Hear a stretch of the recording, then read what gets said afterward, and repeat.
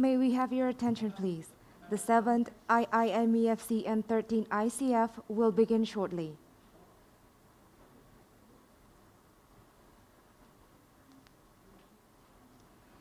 Should there be any technical errors during the meeting, this conference will be forwarded to WebEx.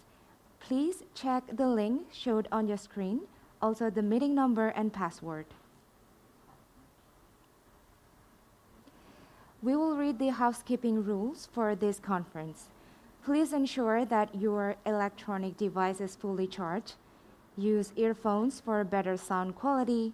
Use or select the virtual background that has been provided. Please use the chat box appropriately. Please ensure that you have stable internet connection. And during the event, participants are requested to turn on their camera feature and turn off the sound. And now we will read the health protocol. Keep a distance of at least 1.5 meters from others. Wear a mask. Wash your hands frequently with soap and water. Disinfect your hands regularly. Stay healthy by taking vitamins. And avoid sharing personal belongings.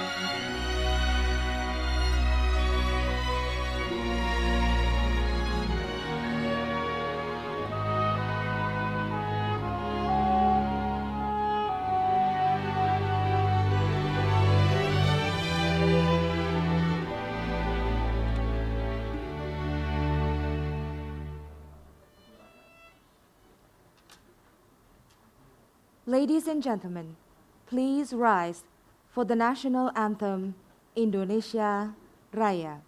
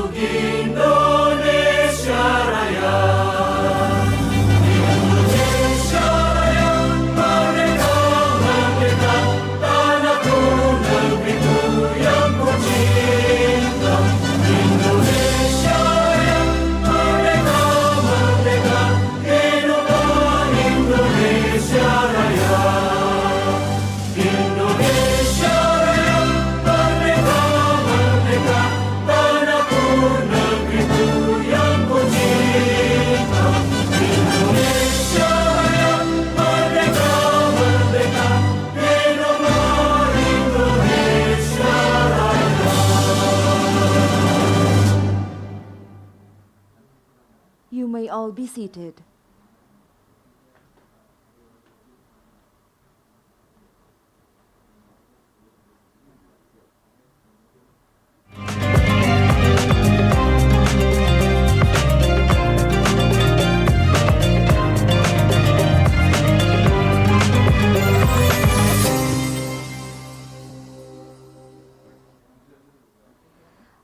Honorables, Governor of Bank Indonesia Bapak Peri Warjio PhD, Senior Deputy Governor of Bank Indonesia Ibu Destri Damayanti, Deputy Governor of Bank Indonesia Bapak Dodi Budiwaluyo, Secretary General of International Islamic Fiqh Academy Professor Dr. Kutub Mustafa Sano, Head of Bank Indonesia Institute Dr. Solikin M. Juhro, distinguished speakers and moderator, Professor Marco Timen from Help University Malaysia, Professor Irwandi Jaswir from Inhat IIUM Malaysia, Professor Tarikullah Khan from Istanbul Sabahattin Zaim University Turkey, Mrs. Amalia Sarasanti from Paragon Technology and Innovation Indonesia, Mr. Afdal Aliazar MBA from National Islamic Economy and Finance Committee, esteemed guests, ladies and gentlemen. Assalamualaikum warahmatullahi wabarakatuh, and good morning to all of you. First of all, praise to Allah subhanahu wa ta'ala for His grace and mercies so we can gather at the 7th International Islamic Monetary Economics and Finance Conference, IIMEFC, and the 13th International Conference on Islamic Economics and Finance, ICIEF, today.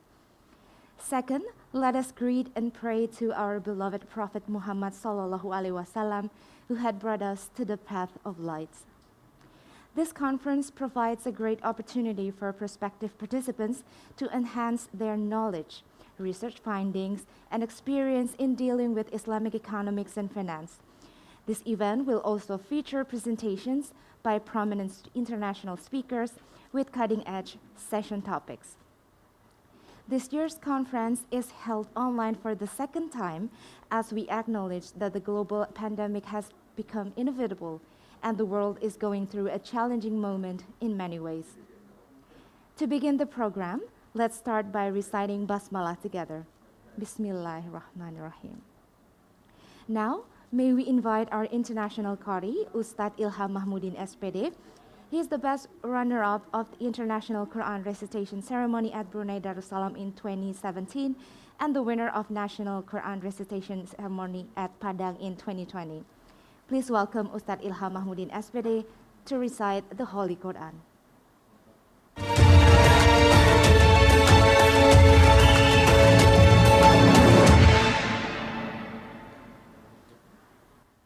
Assalamualaikum warahmatullahi wabarakatuh.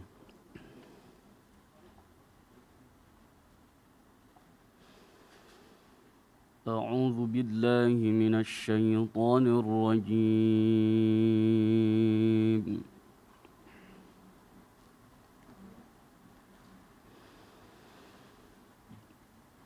بسم الله الرحمن الرحيم.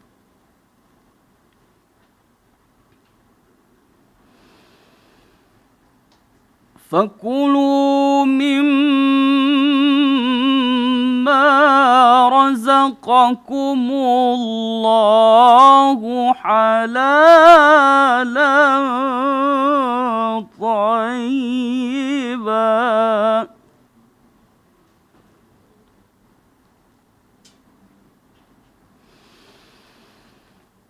واشكروا نعمة الله إن كنتم إياه تعبدون.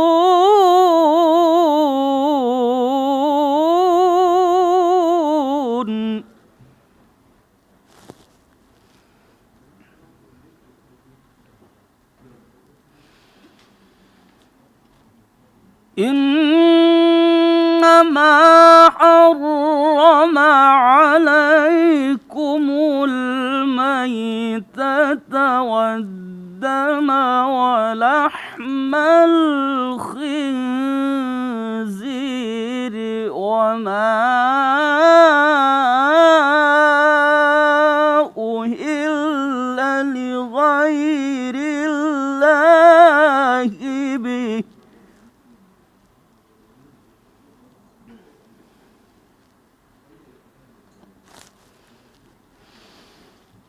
فمن اضطر غير باغ ولا عاد فإن الله غفور رحيم.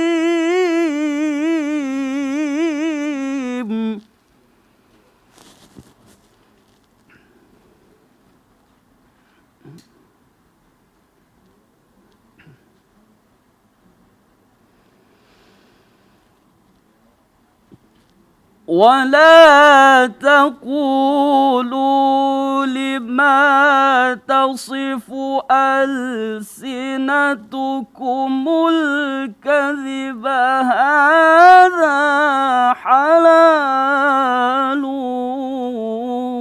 وهذا حرام.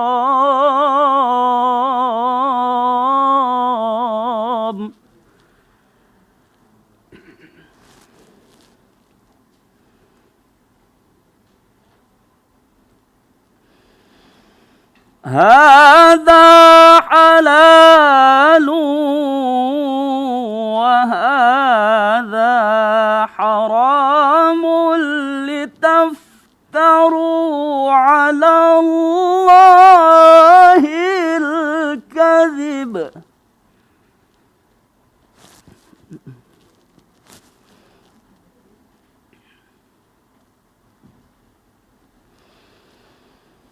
إن الذين يفترون على الله الكذب لا يفلحون.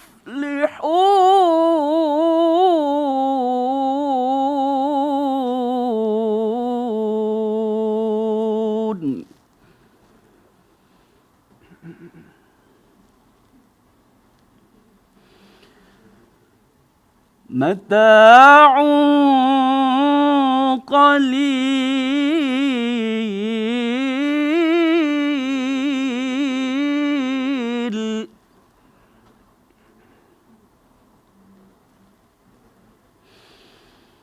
متاع قليل ولهم عذاب أليم.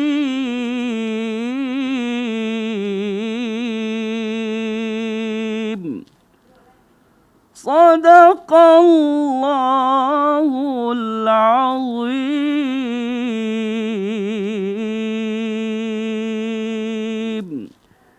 السلام عليكم ورحمة الله وبركاته.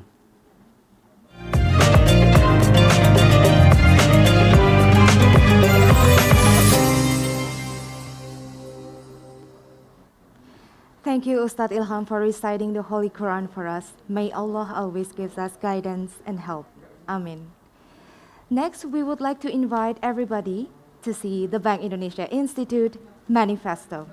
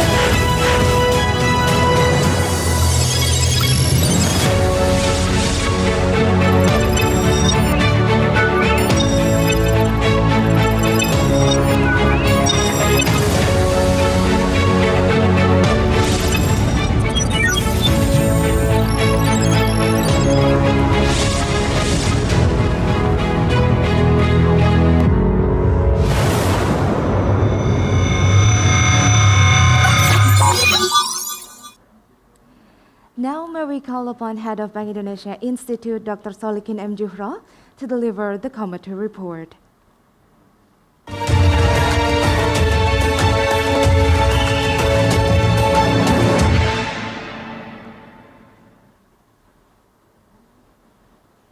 Bismillahirrahmanirrahim.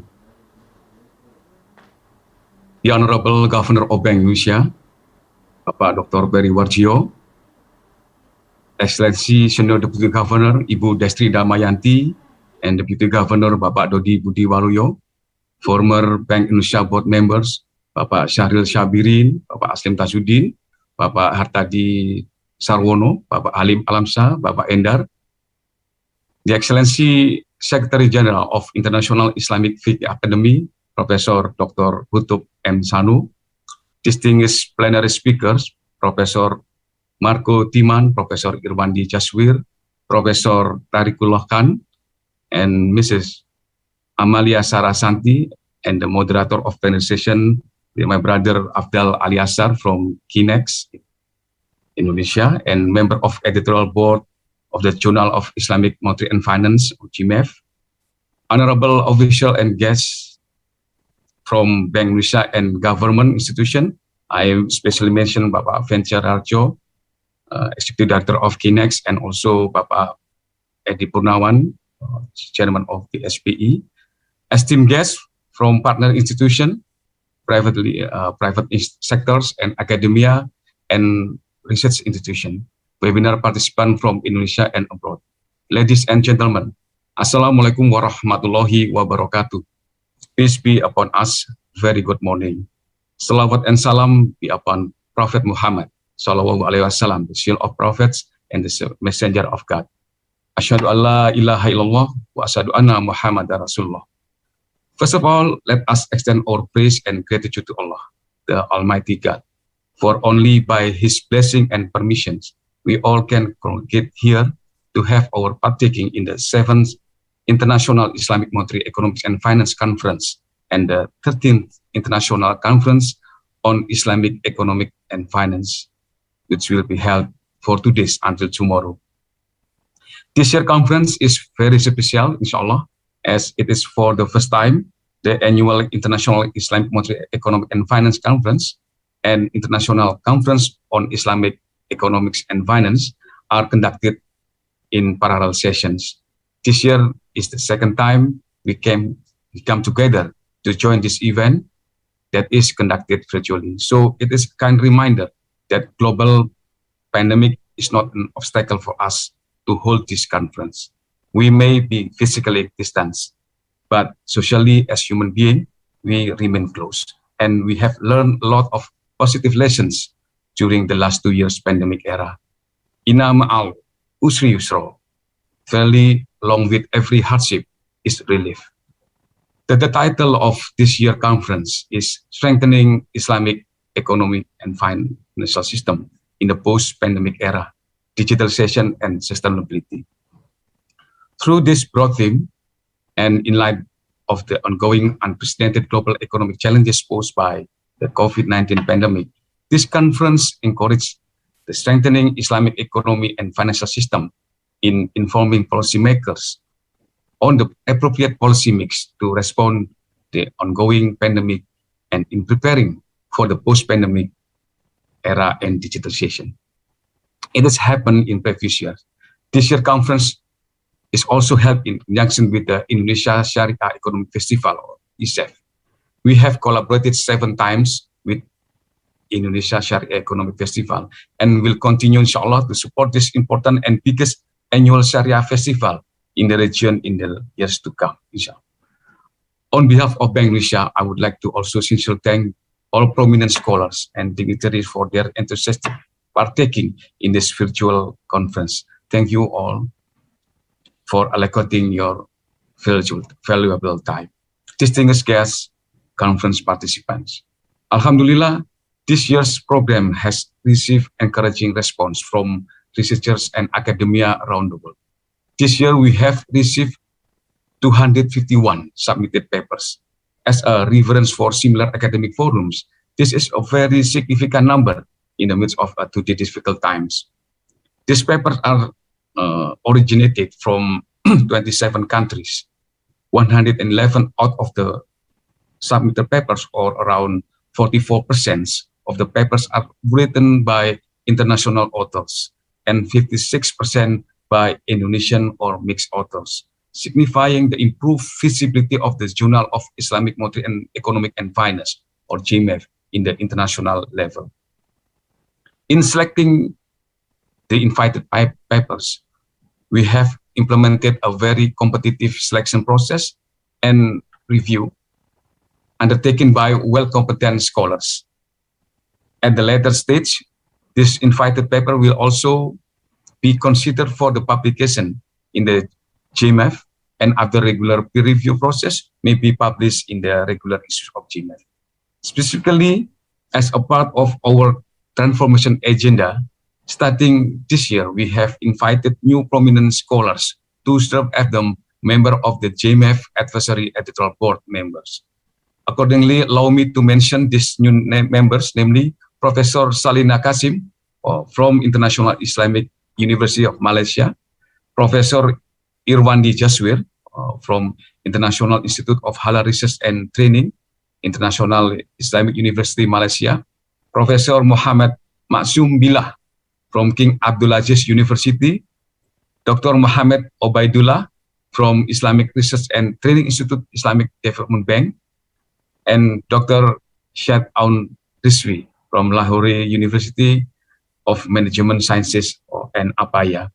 Let me also mention that in the last 3 years, Bank Indonesia Institute has continued to enhance strategic partnership with various institutions. This has led to positive contribution to the advancement of economic research ecosystem in Indonesia. Here, I would like to mention the recently formalized collaboration with the Islamic Research and Training Institute and Islam International Association for Islamic Economics, IIEA, which will certainly further strengthen our previous established collaboration with the International Center for Education in Islamic Finance, ICIEF, Malaysia. We also collaborate with domestic institutions such as Komite Nasional Ekonomi dan Keuangan Syariah, IMEFC, Ikatan Ahli Ekonomi Islam Indonesia, IAI, Institut Pertanian Bogor, and also Badan Amil Zakat Nasional, and inshallah more to come. This strategic collaboration is aimed at promoting a more vibrant policy research environment, especially in the area of Islamic economy, Islamic economics and finance. Distinguished guests, conference participants, on that final note, I would like to end my report. On behalf of Bank Indonesia Institute, again, I would like to express my sincere gratitude and appreciation to the distinguished speakers, all participant partner institutions, the organizing and scientific committee, as well as my dear colleagues from Bank Indonesia Institute and Department of Sharia Economic and Finance, DEX, for their great effort in delivering the success of this event. Now, allow me to respectfully invite the Secretary General of International Islamic Fiqh Academy, Professor Dr. Kutub M. Sano, to deliver a keynote address, and further followed by the Governor of Bank Indonesia, Dr. Peri Warjio, to deliver his keynote address and officially open this international conference. Have a good moment and productive discussion. Thank you. Wallahu muwaffiq ila aqwamit thoriq. Wassalamualaikum warahmatullahi wabarakatuh.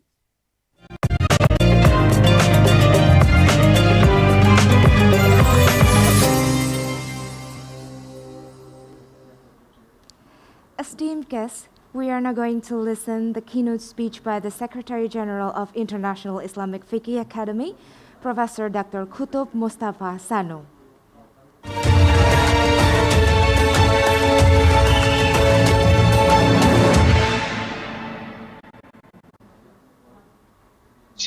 Bismillahirrahmanirrahim. Wa sallallahu wa sallam wa baraka ala Sayyidina Muhammad wa ala alihi wa ashabihi wa sallama tasliman kathira.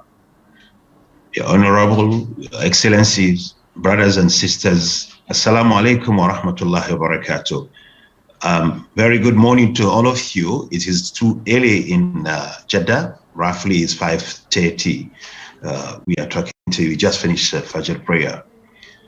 I would like to take this opportunity to thank Allah subhanahu wa ta'ala, the Almighty, for enabling all of us to meet again and again after 2 years of trial and difficult moment that humanity has gone through.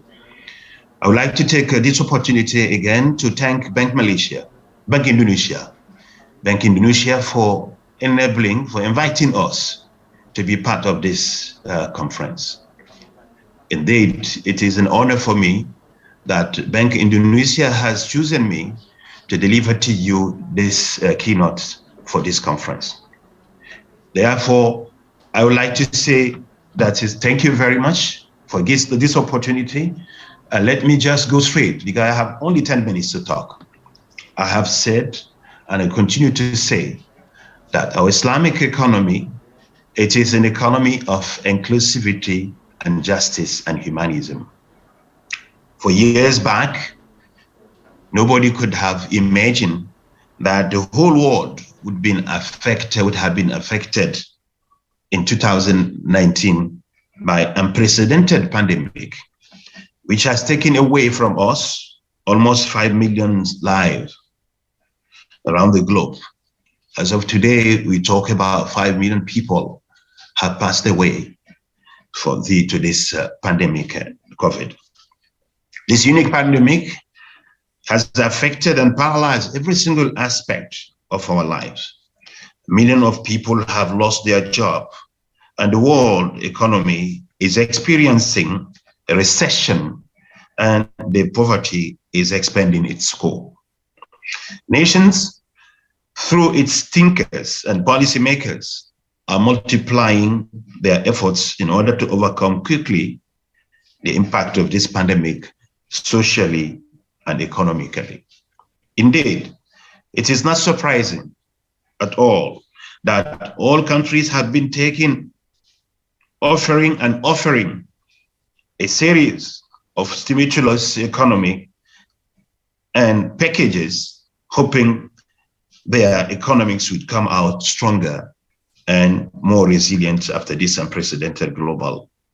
Yes, there is a need to carefully rethink our priorities, to progressively redesign our strategies and the financial system which we do have in place in order to make it stable, just, resilient, and inclusive. Even Islamic economic, by definition, refer to an economy of principles and norms and moral that guide every aspect of the economic activities and process. Therefore, this economy must be resilient, relevant, and capable to turn every economic challenge into opportunity and every recession into growth by offering innovative strategies and pragmatic approaches. Brothers and sisters, beloved followers, and those people are listening to us through this are following, to do so, we as Muslim scholars, International Islamic Fiqh Academy, and all of these inspiring and wonderful institutions around the world, we do have moral duty to put together our intellectual efforts to demonstrate the relevancy of Islamic economy. The time is not to prove the existence of this economy. It is known to be around, it's been accepted around the globe. But the time is to prove that it is relevant to our realities. The time to prove that this system could help humanity to get out of this tragedy, to this difficult moment.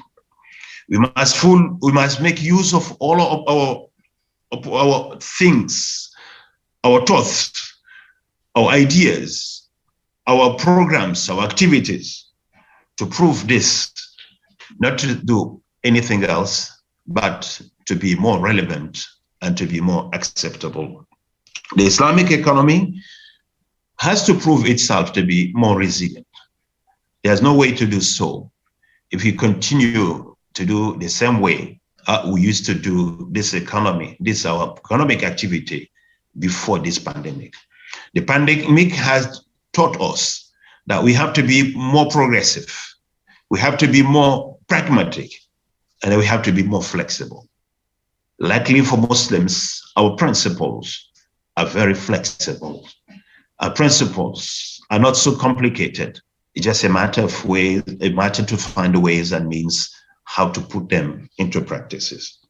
Brothers and sisters, today we have this challenge before us, and we have been blessed by Allah subhanahu wa ta'ala, who offered us this principle, who gave us a guidance, whereby we could go to this guidance and we could refer to this guidance to strengthen our reality, to change our reality, to not get desperate for whatever it has happened and what is going on. In order to do so, the strengthening of Islamic economy or the social, this is financial system, there's no other way for us. We have to give more attention and particularity to the social finance.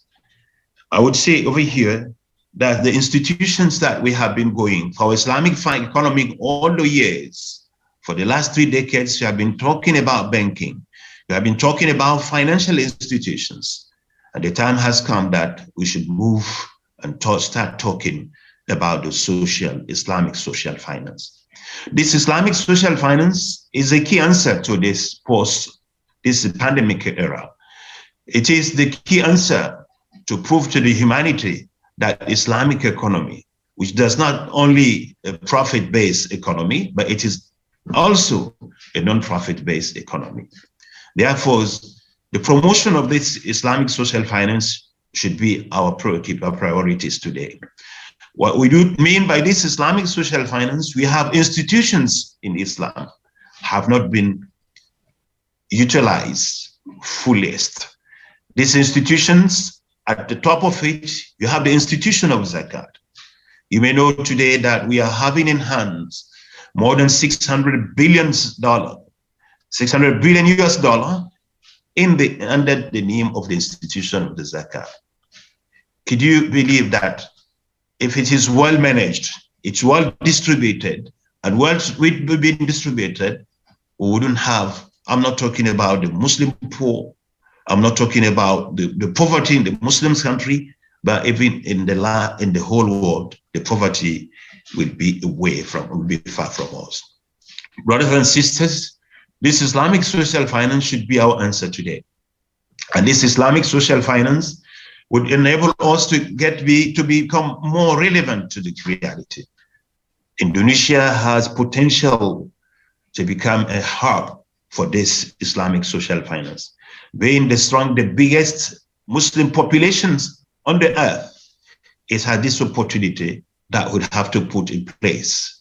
Bank Indonesia should come along with our scholars, our learners, in this Majlis Ulama Indonesia, to put a hand in hands to make sure that Islamic social finance has started to provide its answers.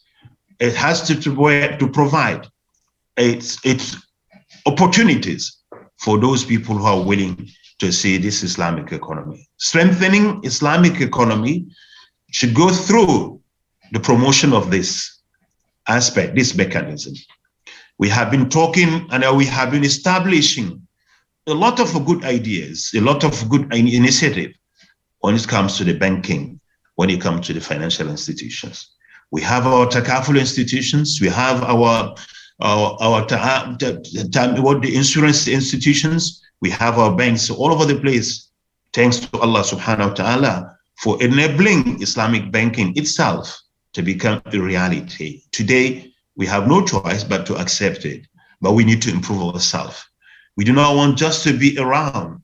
We do not want just to be known, but we want to be relevant, and we have to be a problem solving, a solution for all the problems that economics, the humanities face today. Brothers and sisters, I wouldn't take much from your time. I would just focus on this.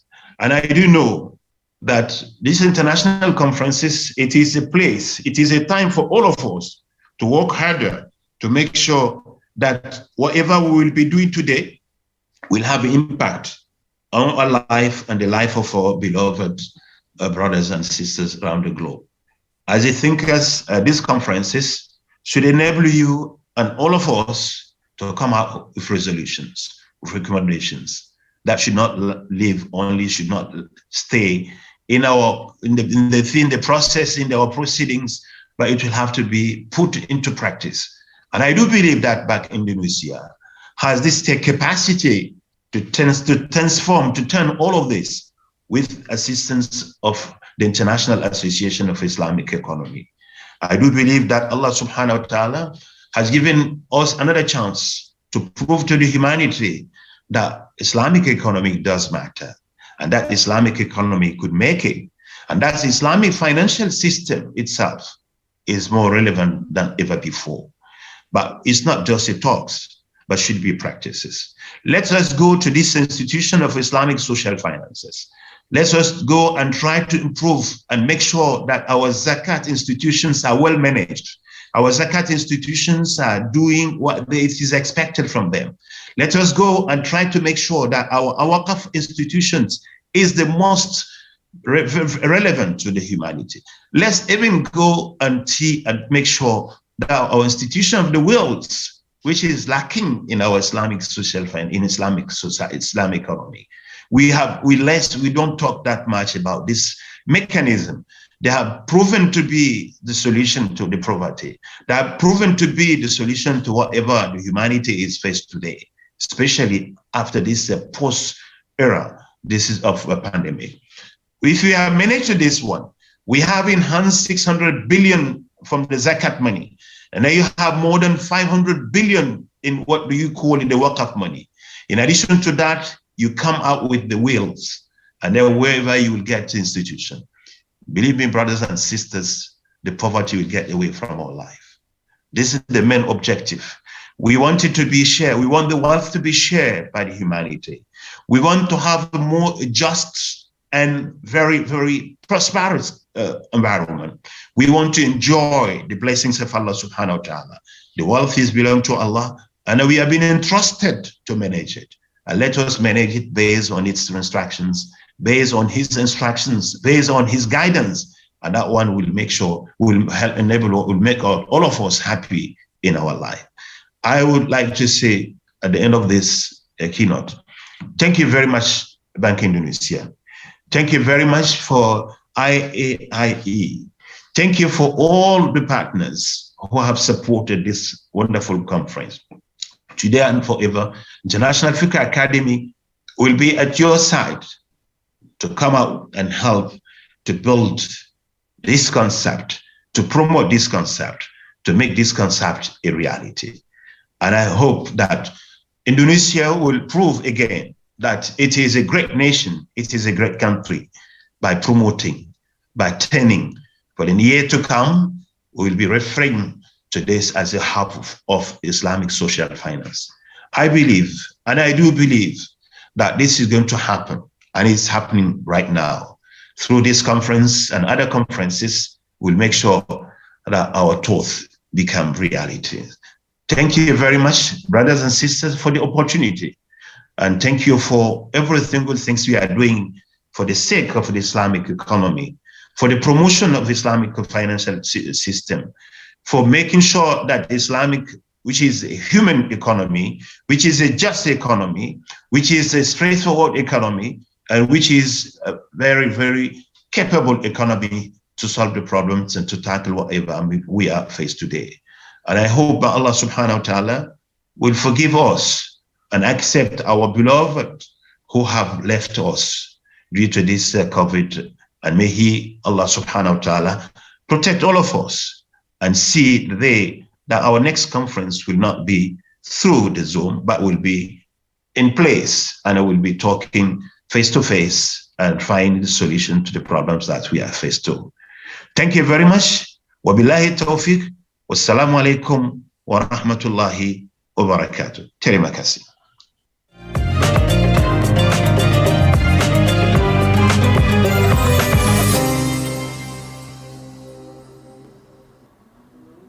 Thank you, Professor.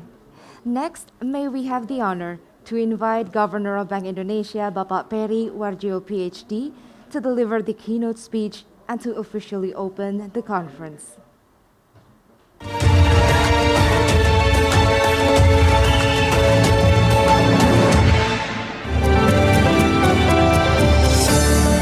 Bismillahirrahmanirrahim. Assalamualaikum warahmatullahi wabarakatuh. Honorable Profesor Dr. Qutub M. Sano, Secretariat General of IIFA Saudi Arabia. Distinguished speakers of the plenary session, Profesor Tarikullah Khan, Istanbul Sabahattin Zaim University, Turki. Profesor Irwandi Jaswir, International Islamic University, Malaysia. Profesor Marco Tiemann, Halb University, Malaysia. Bapak Afdal Aliasar from Komite Nasional Ekonomi Keuangan Syariah as the moderator. Members of the Board of Editor Journal of Islamic Monetary and Economic Finance, attendees from partner institution, the private sector, academia, and research institution, webinar participants from within and outside the country. Alhamdulillah Irabbil Alamin.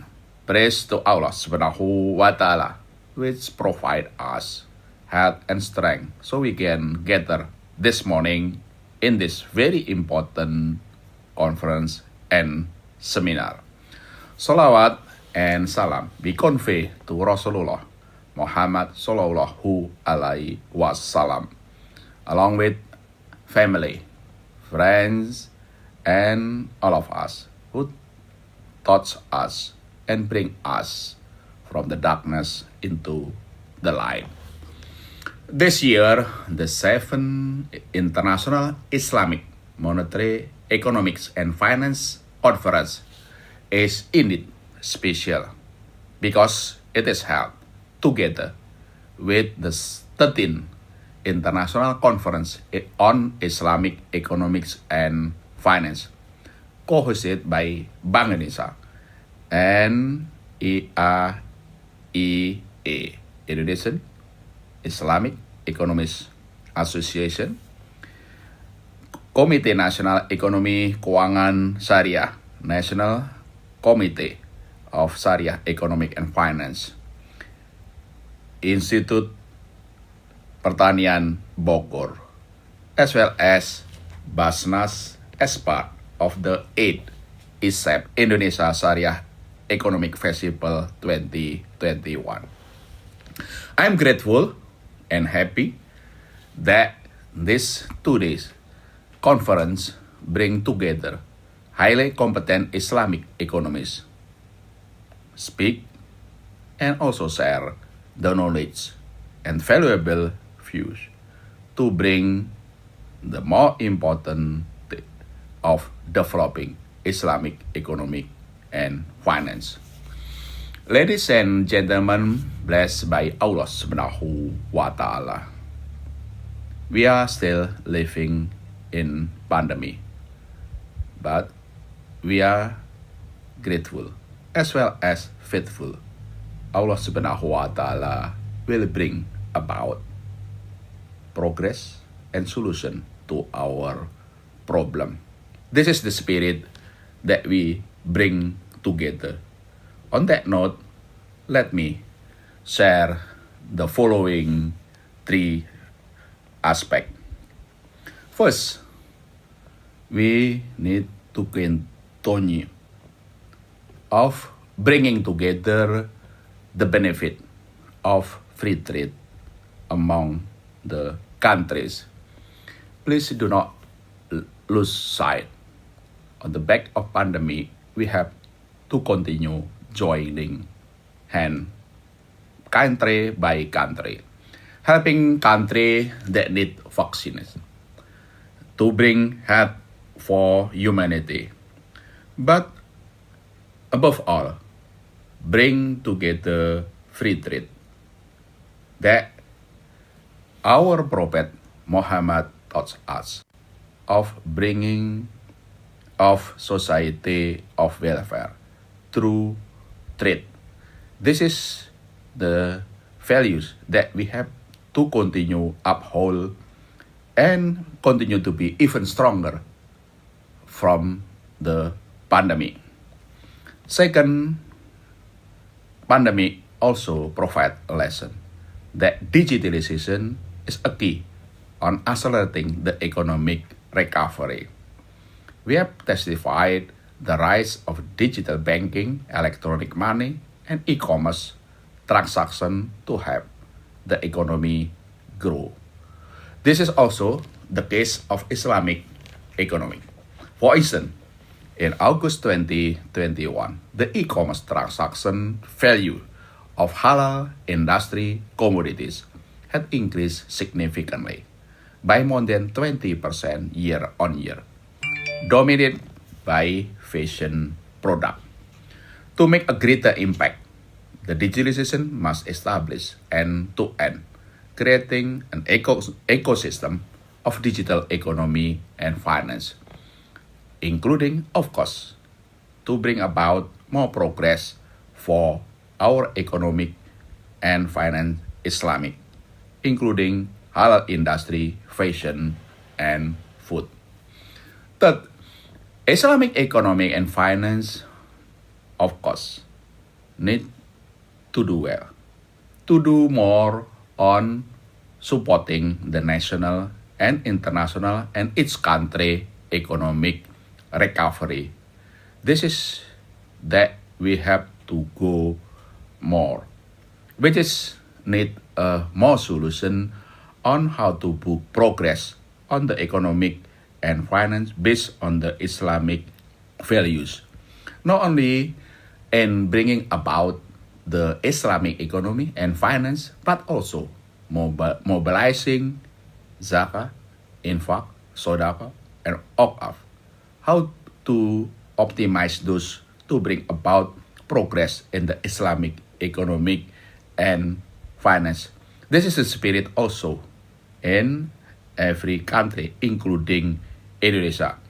As the largest Muslim population country in the world, Indonesia, we go and also work together to mobilize zakat, infak, sodaqah, and okaf. And more than that, to be also progressing in the Islamic economy and finance, including for global halal product. Ladies and gentlemen, for closing, of course, I invite all our friends and researchers to share the knowledge, to bring about innovation, to bring about more thoughtful and also implementable solution to our problem.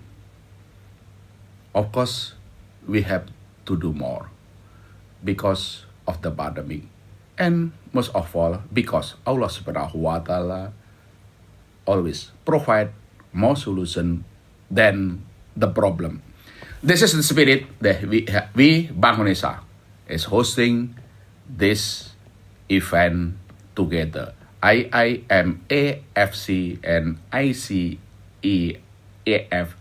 together to bring scholars and researchers from all over the world to bring about this solution, innovation, and progress for the economic and finance based on the Islamic values.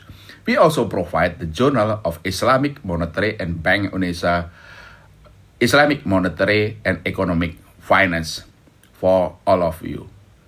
Of course, this is Bank Indonesia contribution, a small contribution, hopefully as catalyst to bring together various ideas, exploring knowledge, and inspiring policy formulation in the field of the economic, finance, especially Islamic finance.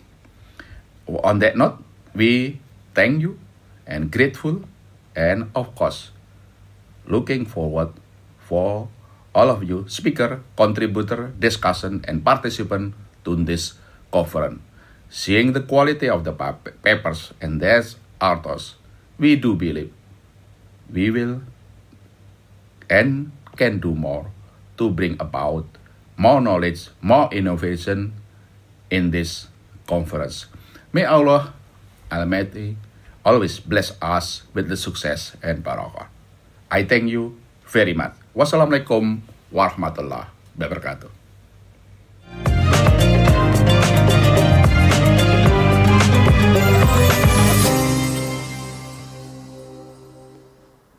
Thank you, Governor Periwarjo. Ladies and gentlemen, with the keynote speech by the Governor of Bank Indonesia, the 7th IIMEFC and the 13th ICIEF are officially open. Now we would like to invite you all to join a virtual group photo. Please ensure that your camera is on. The photos will be taken with our count. Ready? 1, 2, 3. Thank you, everyone.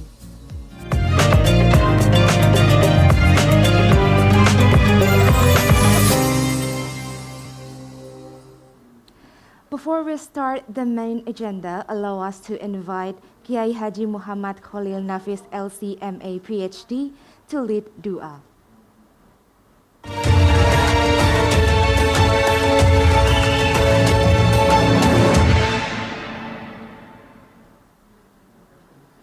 Assalamualaikum warahmatullahi wabarakatuh. Ayuhal hadirun, wabil khusus Al-Muhafidz Bank Indonesia, Bapak Periwarjo, wal muhadirin, wal bahisin, wal musyarikin.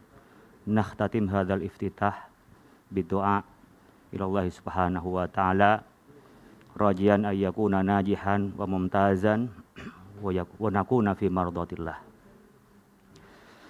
Nastaghfirullahaladzim, nastaghfirullahaladzim. Allahumma salli wa sallim ala Sayyidina Muhammad wa sallim.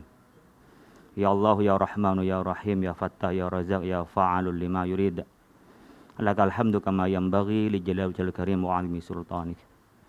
Allahumma inna nas'alukal huda wat tuqa wal afafa wal ghina. Allahumma inna nas'aluka ridhaka wal jannah wa na'udzubika min sakhatika wan nar. Allahumma innaka afun karim tuhibbul afwa anna ya karim.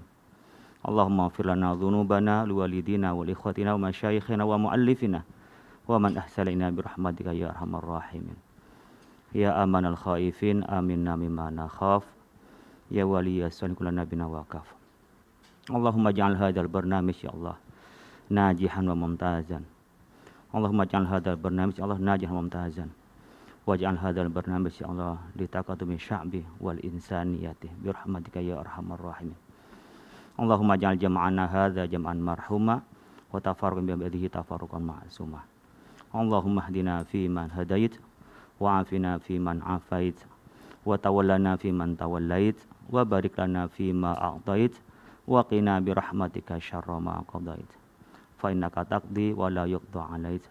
Fa innahu la yadhillu man walait wa la ya'izzu man adait tabarakta wa ta'alait falakal hamdu ala ma qadait astaghfiruka wa atubu ilaik. Allahumma dfa'anna al-ghalaa'a wal balaa'a wal wabaa'a wal riba wal virus corona wal fahsya'a wal munkar wa suyufal mukhtalifata wa syada'ida wal mihan ma dhahara minha wa ma batan am baladina hadha khassah wa am buladil muslimina amma ya rabbal alamin. Rabbana la tada' lana dhanban illa ghafartah wa la aiban illa satartah wa la maridan illa syafaitah wa la dhalan illa hadaitah wa la hajatan min hawajid dunya illa qadaitah wa yassartaha. Allahumma inna nas'aluka al-afiyah wa tamamal afiyah warzuqna 'alal afiyah wa tamamal afiyah birahmatika ya arhamar rahimin. Allahumma inna nas'aluka al-khaira ajilahu wa ajilahu ma 'alimna bihi wa ma lam na'lam wa na'udzubika minasyarri ajilahu wa ajilahu ma 'alimna bihi wa ma lam na'lam. Allahumma inna nas'aluka min khairi ma sa'ala bihi nabiyyuka wa 'abduk wa na'udzubika mimma 'adana bihi nabiyyuka wa 'abduk. Allahumma inna nas'aluka al-jannata wa ma qarraba ilaiha min qawlin wa 'amalin wa i'tiqadin wa na'udzubika minan nar wa ma qarraba ilaiha min qawlin wa 'amalin wa i'tiqadin bi rahmatika ya arhamar rahimin. Rabbana atina fid dunya hasanah wa fil akhirati hasanah wa qina 'adzabannar. Subhana rabbika rabbil izzati amma yasifun. Wassalamun alal mursalin walhamdulillahi rabbil alamin. Syukran jazila. Taqabbalallahu minna wa minkum. Assalamualaikum warahmatullahi wabarakatuh.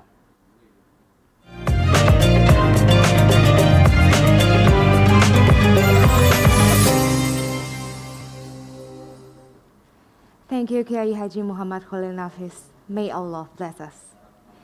Ladies and gentlemen, that was the end of our opening ceremony.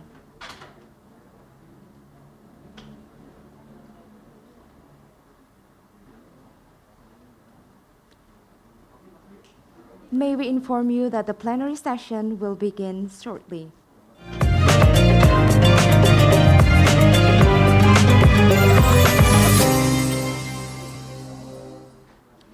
Distinguished guests, ladies and gentlemen, we shall begin our main agenda today, plenary session on Islamic economy, halal economy and industry for organic growth toward global value change with the prominent speakers. Before we begin the plenary session, we would like to ask moderator and all speakers to turn their cameras on as we will have a group photo.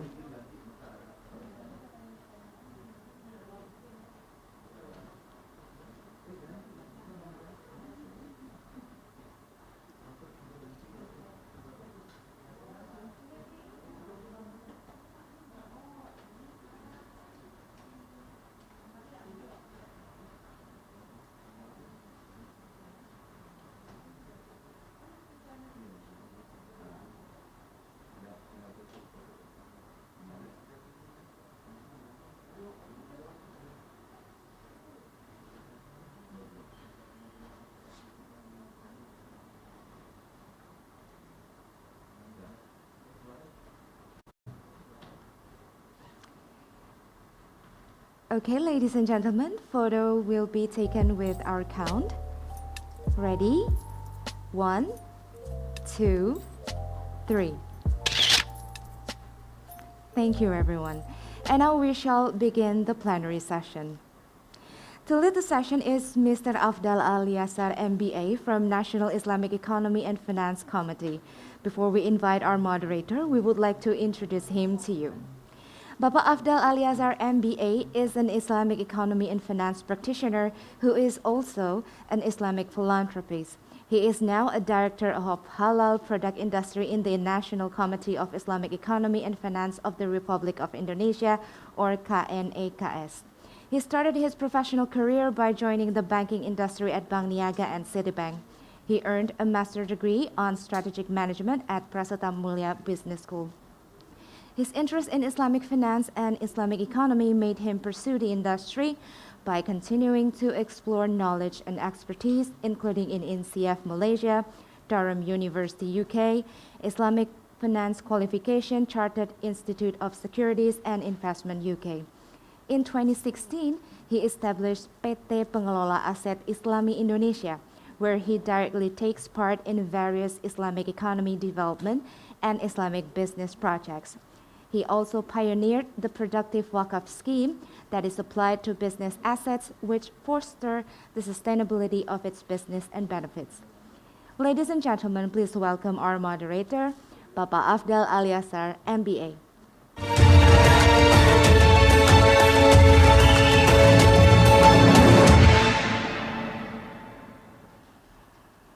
Bismillahirrahmanirrahim. Your Excellencies, the honorable speakers, distinguished guests, and all participants, ladies and gentlemen. Assalamualaikum warahmatullahi wabarakatuh. Good morning to everyone. First of all, let us praise and thank to Allah subhanahu wa ta'ala, God Almighty, the most gracious and the most merciful, for only with His blessing that we may gather together at this remarkable event, the 7th International Islamic Monetary, Economic and Finance Conference, and the 13th International Conference on Islamic Economic and Finance. The seminar is being held in conjunction with the 8th Indonesia Sharia Economic Festival, ICIEF 2021. My name is Afdal Al-Yasar. I'm very honored to be the moderator of this first plenary session webinar. Our topic today in webinar in Islamic economy, halal economy, and industry for organic growth towards global value chains. The discussion will be covered about global value chains and how Islamic economy and halal economy can accelerate the growth of global value chains of the industry, not only for Indonesia, but also for other countries for global economy. We are very fortunate to have our prominent speakers today to share their thoughts in each 20 minutes. The first speaker will be Professor Tariqullah Khan from Istanbul Sabahattin Zim University. Professor Tariqullah Khan is currently a professor of Islamic Economic and Finance at Istanbul Zim University. Formerly, he was president for International Associations for Islamic Economic. He was also professor and program directors, master degree and PhD, Islamic Finance and Economy at Hamad bin Khalifa University, Qatar Foundations. His current areas of interest are healing ecology through economy, climate change, and greening finance, Islamic financial services, and Islamic economy and digital transformations. The next speaker will be Professor Marco Timan from Help University, Malaysia. Professor Marco Timan is a full professor with ELM Graduate School, Help University in Malaysia. He holds master degree in industrial engineering and management science from the University of Twente, the Netherlands, and a PhD in business management in halal supply chain management from the University Technology Mara, Malaysia. He is also the founder and chief executive officer of LBB International, a supply chain strategy consultancy and research firm, as well as won academic award for his groundbreaking research in halal purchasing and halal supply chain management. The next speaker will be our best friends, Professor Irwandi Jaswir from INHART IIUM Malaysia. Professor Irwandi is the King Faisal Prize 2018 laureate in service to Islam. He currently works as a research coordinator at the Halal Industry Research Center, University International Islamic University, Malaysia, IIM Kuala Lumpur. He successfully pursued his studies at master degrees and PhD level at University Putra, Malaysia, and was conferred a Master of Bioscience in Food Science and Biotechnology in 1996, and PhD in Food Chemistry and Biochemistry in 2000, respectively. And the last one is Ibu Amalia Sarasanti from Paragon Technology Innovation Indonesia, the brand owner of Wardah, passionate marketer with more than 18 years experience in fast-moving consumer goods industry, including foods, personal cares, beverage, juice, ice cream, and of course, beauty category. She is the AVP and CMO of Paragon Technology, VP Marketing and Investment, Digital Transformation in Paragon Technology and Innovation, and also Senior Director before in Oral Care category from Unilever Indonesia. Graduate from Institute Technology Bandung, Industrial Engineering. Yeah. Okay. How are you, Professor Tariq? Assalamualaikum. Can you hear me? Waalaikumsalam warahmatullahi wabarakatuh. I can hear you, Brother Afdal. Yeah, thank you for joining our discussion. And how are you, Prof. Marco Timan? A very good morning, Pak Afdal and fellow speakers. I'm very well. Good to see you here this morning. Thank you. Yeah. Thank you, Prof. Marco. And Assalamualaikum, Prof. Irwandi Jaswir. Waalaikumsalam, Prof. Pak Afdal, and also fellow speakers. Good morning. Yeah, very nice to see you again in our seminars.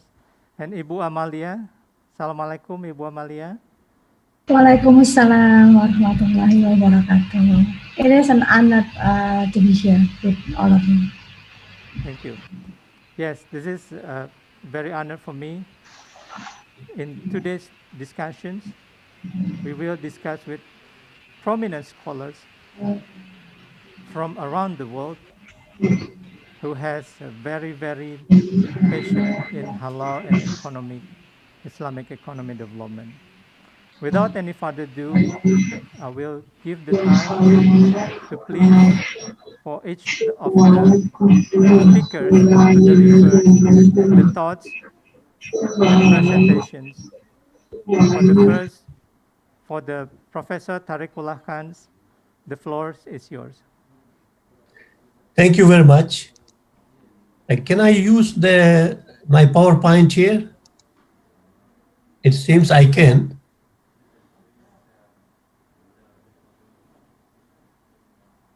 Yeah, not that one, sorry.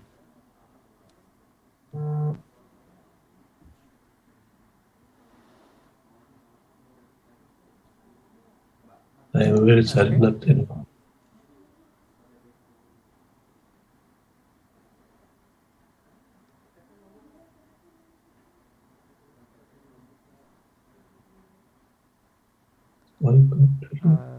Okay.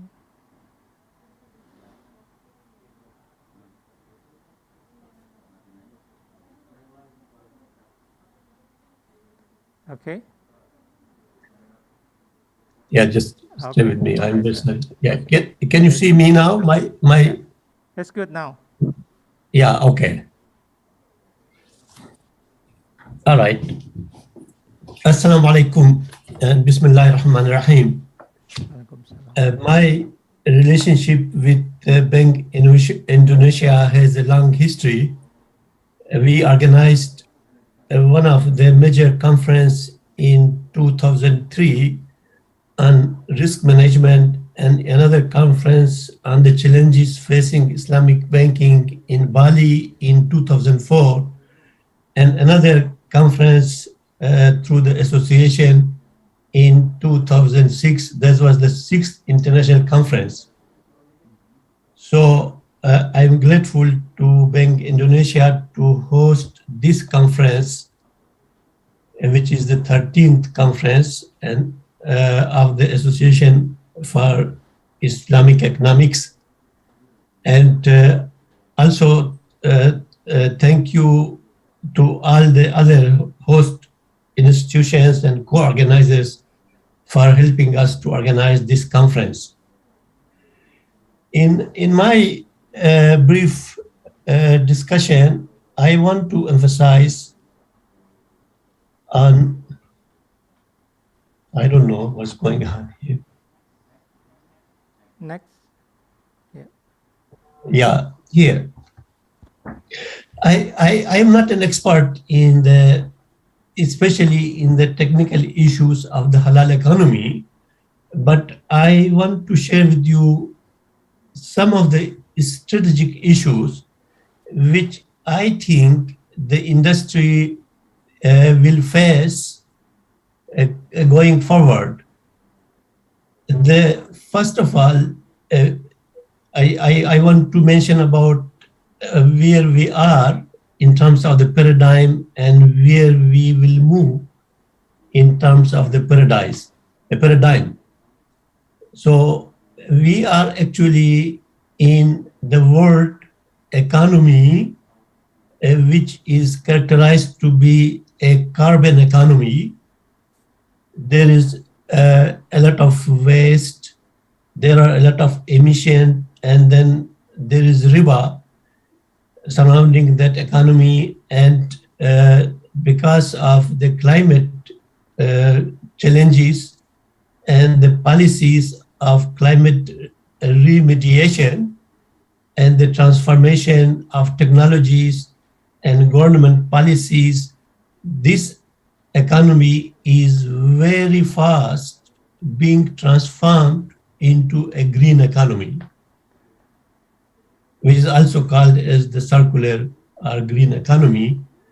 So the first challenge going forward is, are we ready as a halal economy to move quickly in that transformation process from the current location in the linear or red economy to a more green economy, which is actually emerging in most of the countries. And you can see even in Indonesia, the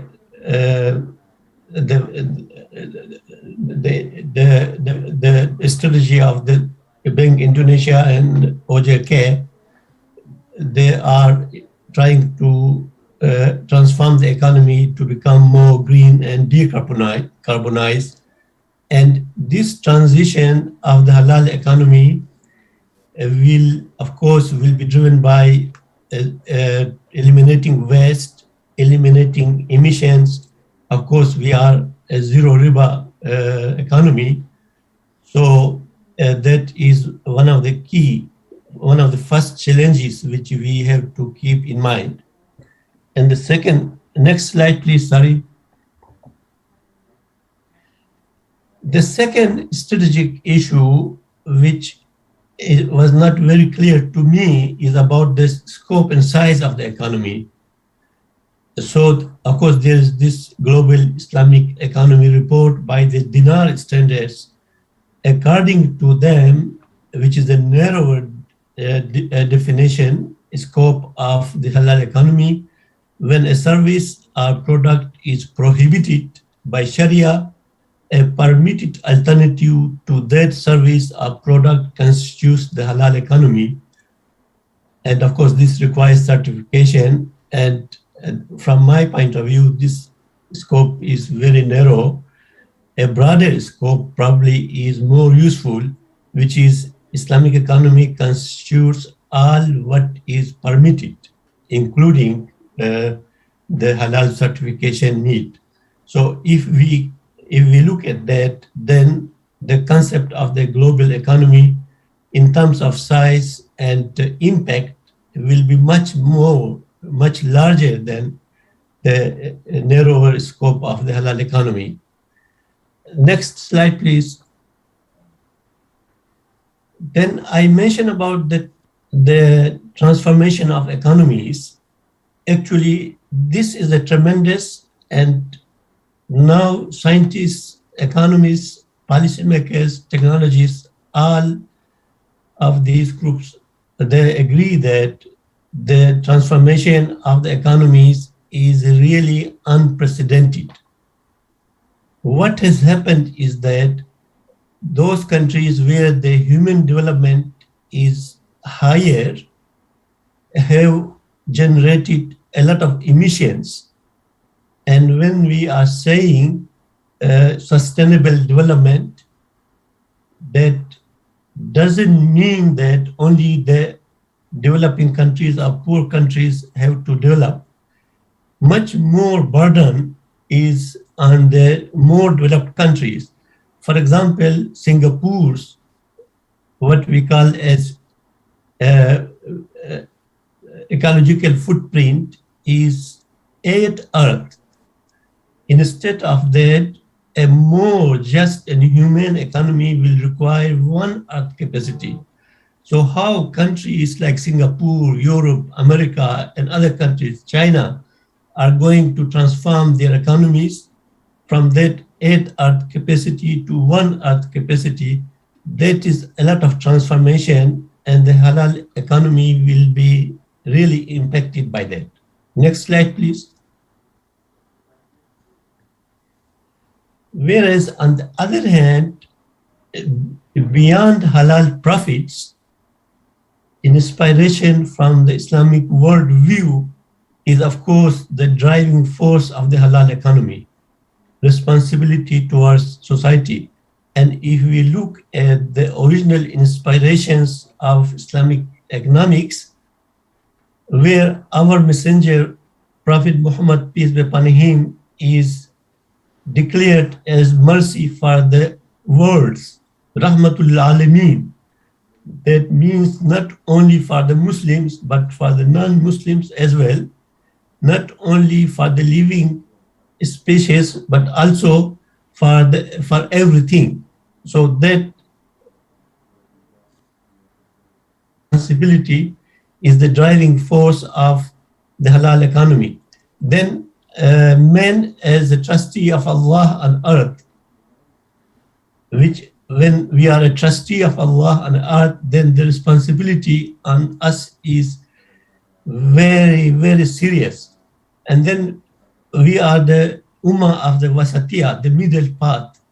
And the concept of mizan, al-mizan, the universal balance, and the injunctions against waste and tabzir, israf and tabzir, and the rights of passive stakeholders, future generations, which is a very important element in the maqasid al-sharia. So if we look at these inspirations from the Islamic worldview, then there is a lot of responsibility beyond the halal profits, which rests on the halal economy, which is a very strategic responsibility for the reason that in today's world, there is a race to responsibility. And if in that race to responsibility, we are lagging behind, then that will not be having a good implication for the growth of Islamic economy and the role it has to play. Next slide, please. So here are the drivers of the halal economy on the demand side and on the supply side. This is, of course, from the Global Islamic Economy Report 2020. A large and fast-growing and young Muslim population, Islamic values driving lifestyle practices, digital connectivity, growth of ethical consumption. So then on the supply side, government regulations, intra-OIC trade growth, participation of global top brands, national Islamic economic strategies, pluralistic and inclusion ideals in some of the major countries. And this, I want to make one point for the consideration of the other panelists is that basically the growth of ethical consumption is something very important, because there are many people who don't believe in halal haram, but they consume the halal because the halal is more better for the health. And now there is a competition with the organic product and the halal product in terms of being healthy for the for consumption.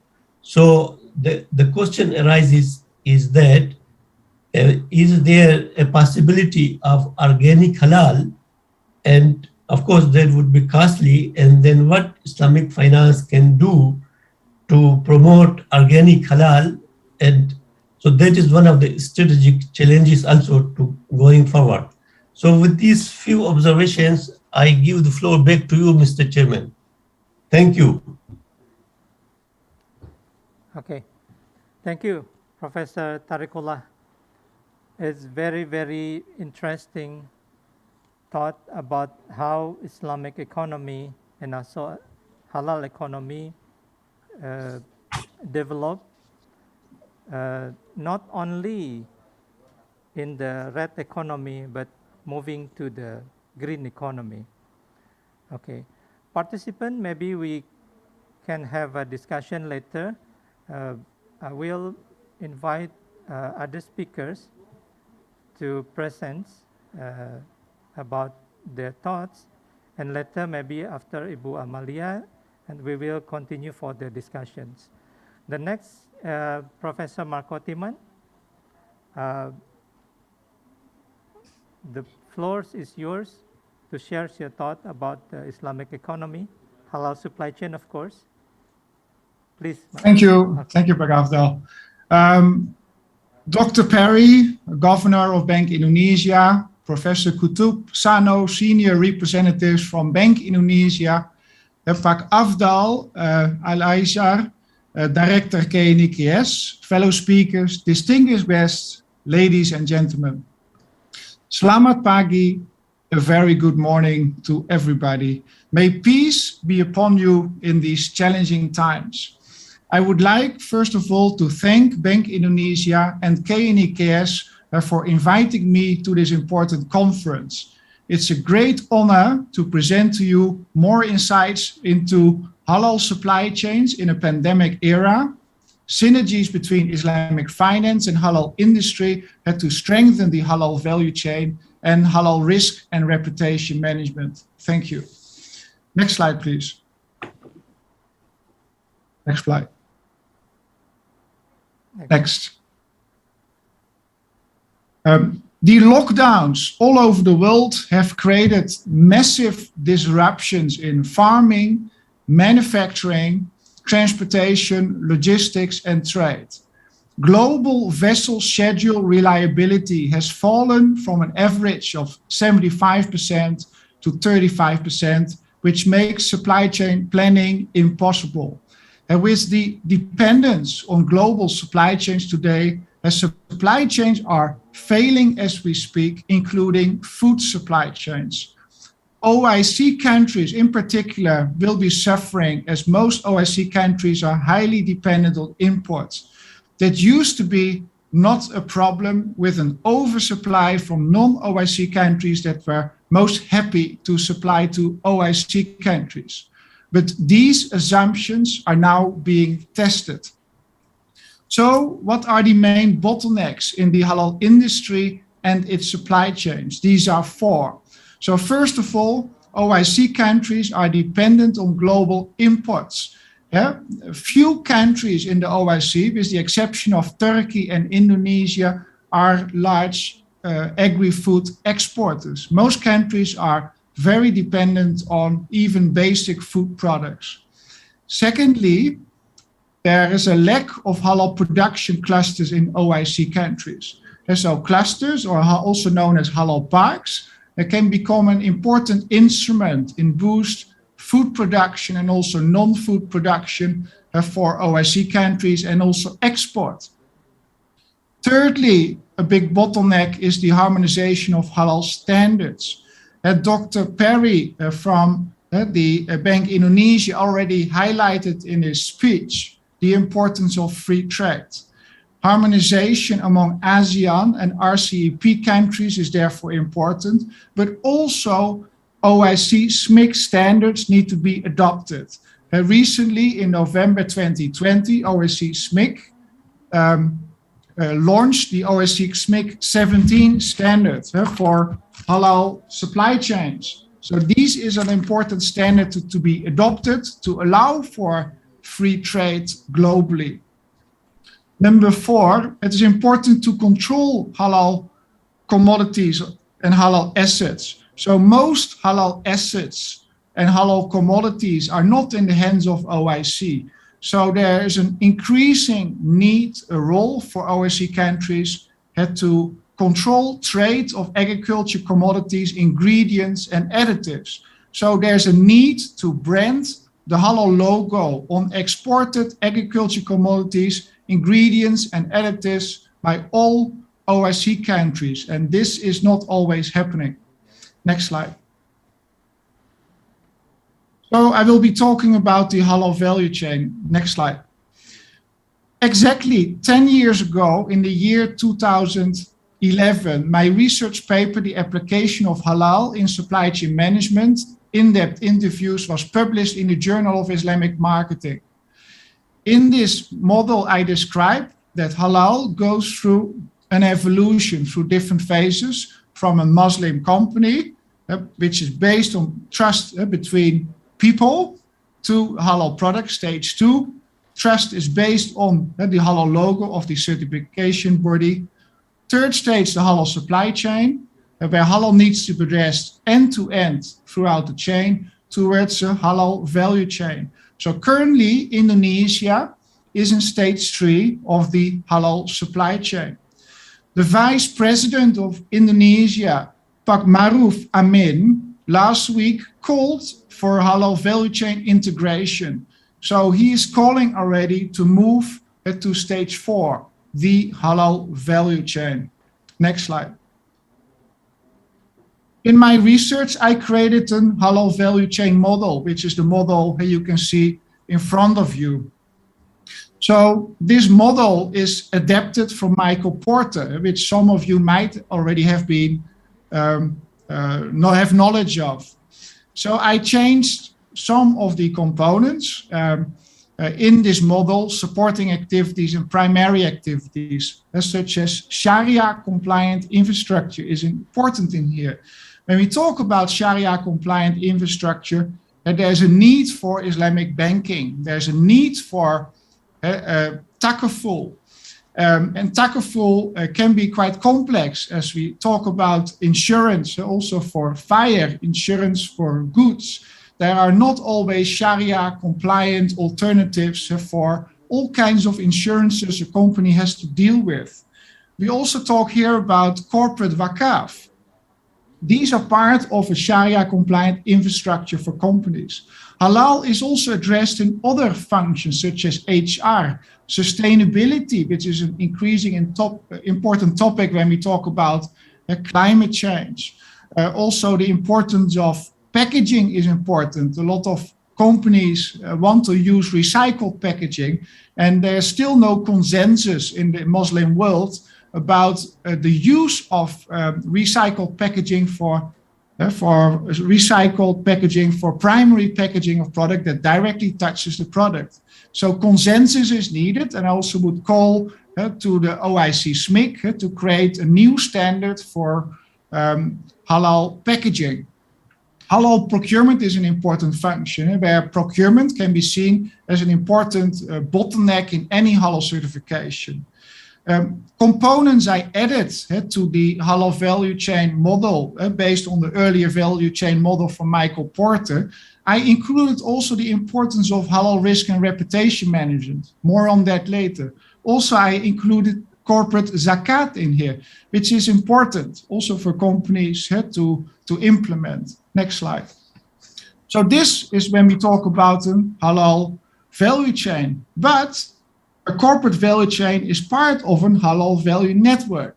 And then it becomes even more complex because then we talk about Sharia compliant trade financing. Are international transactions halal? Because they all need to go through SWIFT system. And is the use of SWIFT system halal? The halal value chain and the halal value network is extremely complex to manage without a halal ecosystem. And this requires the need for an advanced cluster development in OSCE countries. One of these examples already happening today is in Indonesia called Modern Halal Valley. Next slide, please. So Modern Halal Valley in Indonesia, 1 hour away of Jakarta, they are creating a 500 hectares complete halal ecosystem. And this will be important for the future of OIC countries to create strong production system. Next slide. These production systems also need to be connected to a global network. So what already Modern Halal Valley has done, they created a halal cluster network connecting Modern Halal Valley also to Europe through a halal cluster in Spain, other parts of Asia, and soon also to the Middle East. And halal clusters don't grow automatically. They need a halal cluster management organization. So Modern Halal Valley has created a halal cluster management organization called Halal Valley Society, where they have programs for farmers, programs for SMEs, large industry, and also link it to government and education and research. Next slide.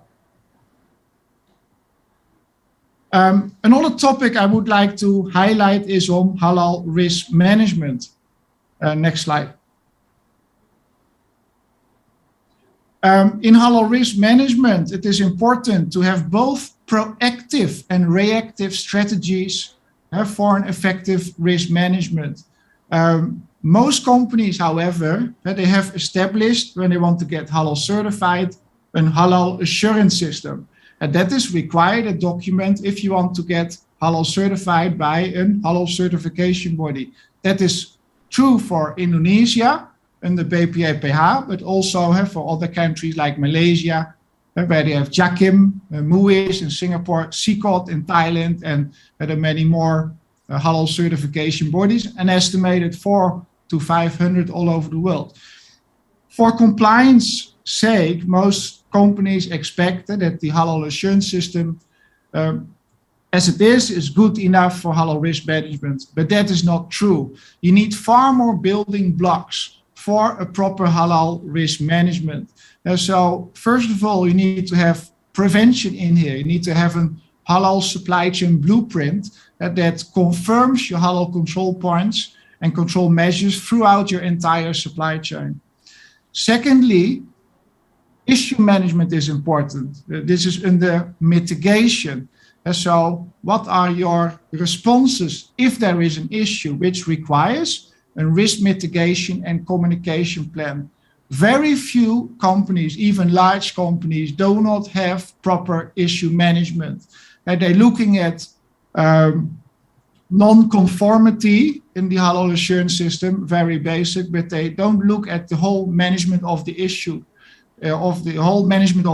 which is also touching very sensitive Islamic values.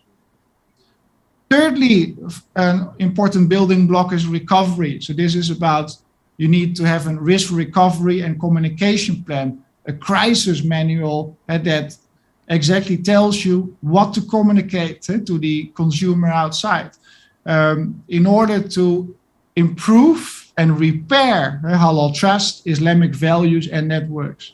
I see in my work a lot of crisis manuals that have not addressed halal at all. This is very risky because we have seen over the past years a lot of halal scandals or halal issues which became a big crisis for big brand owners. So it is necessary that companies better protect themselves and better protect their brands.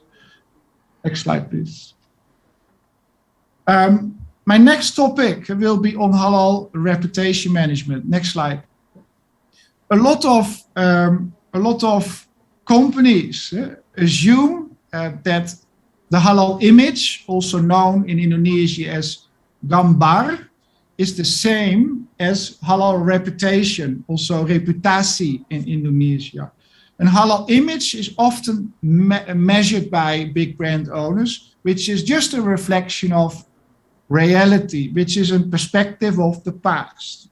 What is needed, however, is a more rational, a more robust measurement, which is reputasi, the actual halal reputation.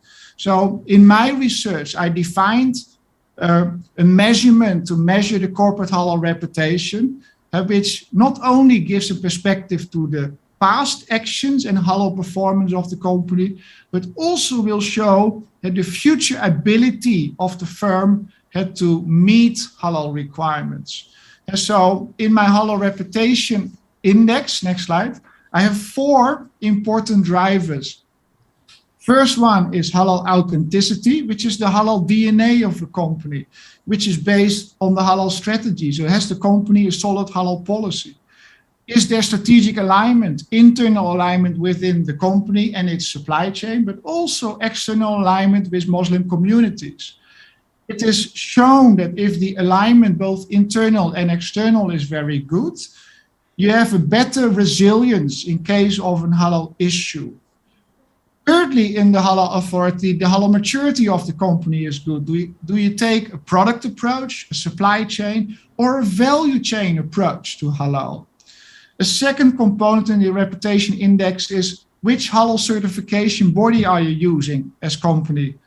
You're halal certified by the certification body, but there are 400 to 500 different certification bodies. So if you're certified by the Indonesian halal certification body, BPAPH, it's globally recognized as compared to some European halal certification bodies, which are not recognized and do not have the same standing as the Indonesian halal certification body. The third component is messages by company and supply chain partners, which are based on, is there a reputation strategy, a halal reputation strategy Is there a blueprint for issue management? Do we have a crisis manual that addresses halal? And finally, important driver in the Halal Reputation Index is measuring of the external stakeholders, looking at how are you connected to Muslim communities? What is the current media coverage on your brand related to halal? Is it positive, neutral, or negative? And what is the corporate track record on halal issues? So I'm hoping that companies are embracing a new measurement to measure their corporate reputation, adopting the Halal Reputation Index. Next slide. You can also relate the Halal Reputation Index drivers to the actual market requirements, which is important to do because every country has its own fatwas, its own halal standards, which might change the halal requirements over time. With a new law, like Law 33 in Indonesia, the halal requirements change. So by a changing of new rules, by the introduction of new fatwas, your license to operate of a brand operating in Indonesia might change. So it's always good to relate those drivers of the Halal Reputation Index to a country's halal ecosystem. And that is what you do with the license to operate rating. So next to the Halal Reputation Index is good also to measure the license to operate rating as a new KPI for top management operating in Muslim countries. Next slide. So this was my presentation. For more information on these topics, please visit halalbusinessmanagement.com or my YouTube channel, Halal Business Management. Please stay healthy. May peace be upon you. Thank you. Thank you, Prof. Marco. Very interesting presentations. I read many things about the halal supply chains actually, and how the next development that you mentioned about reputations index, and also the last one, license to operate. This is very interesting to be discussed later. But next, we'll move to Professor Irwandi Jaswir. From Professor Tariq, we learn about the Islamic economy and move to the green economy. From Professor Marco Timan, we hear about how to implement the supply chains cluster to bring the reputations. And now from Professor Irwandi Jaswir, maybe we can hear from Professor from the halal science, how difficult to do the research and how too difficult to implement the research in the halal. The time is yours, Professor Irwandi, please. Bismillahirrahmanirrahim. Assalamualaikum warahmatullahi wabarakatuh. Thank you, Pak Afdal. I would like to thank Bank Indonesia for kindly inviting me. I think this is not my first time to be invited by Bank Indonesia. I feel honored to be here today. Especially, I would like to thank Pak Perry. And also I would like to say salam nih Prof. Sanu Khutub. Assalamualaikum, Prof. And also the fellow speakers. Thank you very much. Allow me to talk a little bit on the halal science. This is my research interest in the last couple of years. I give my presentation title, Holistic Halal Supply Chain Challenges in Providing Halal Materials, Food Authentication, and Traceability. My name is Irwandi Jaswir. I'm an Indonesian, currently serving International Institute for Halal Research and Training, International Islamic University, Malaysia. Next slide, please. Yeah. Brothers and sisters, we know that when we talk about halal, the concept in Islam is very, very holistic. It is halal and tayyiban. It's always mentioned in Quran, halal followed by tayyiban.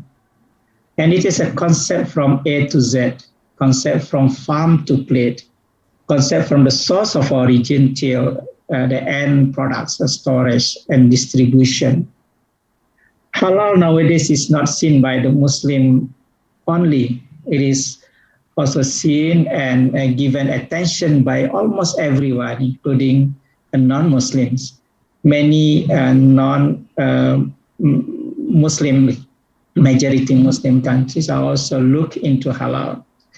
The halal business industry is a strong promoter of the socio-economic growth in many Muslim majority countries, and therefore efforts to improve halal governance and product supply chains are continuously being intensified. We know that, as mentioned by Professor Marco Timan just now, that many Muslim countries are not main player in the industry.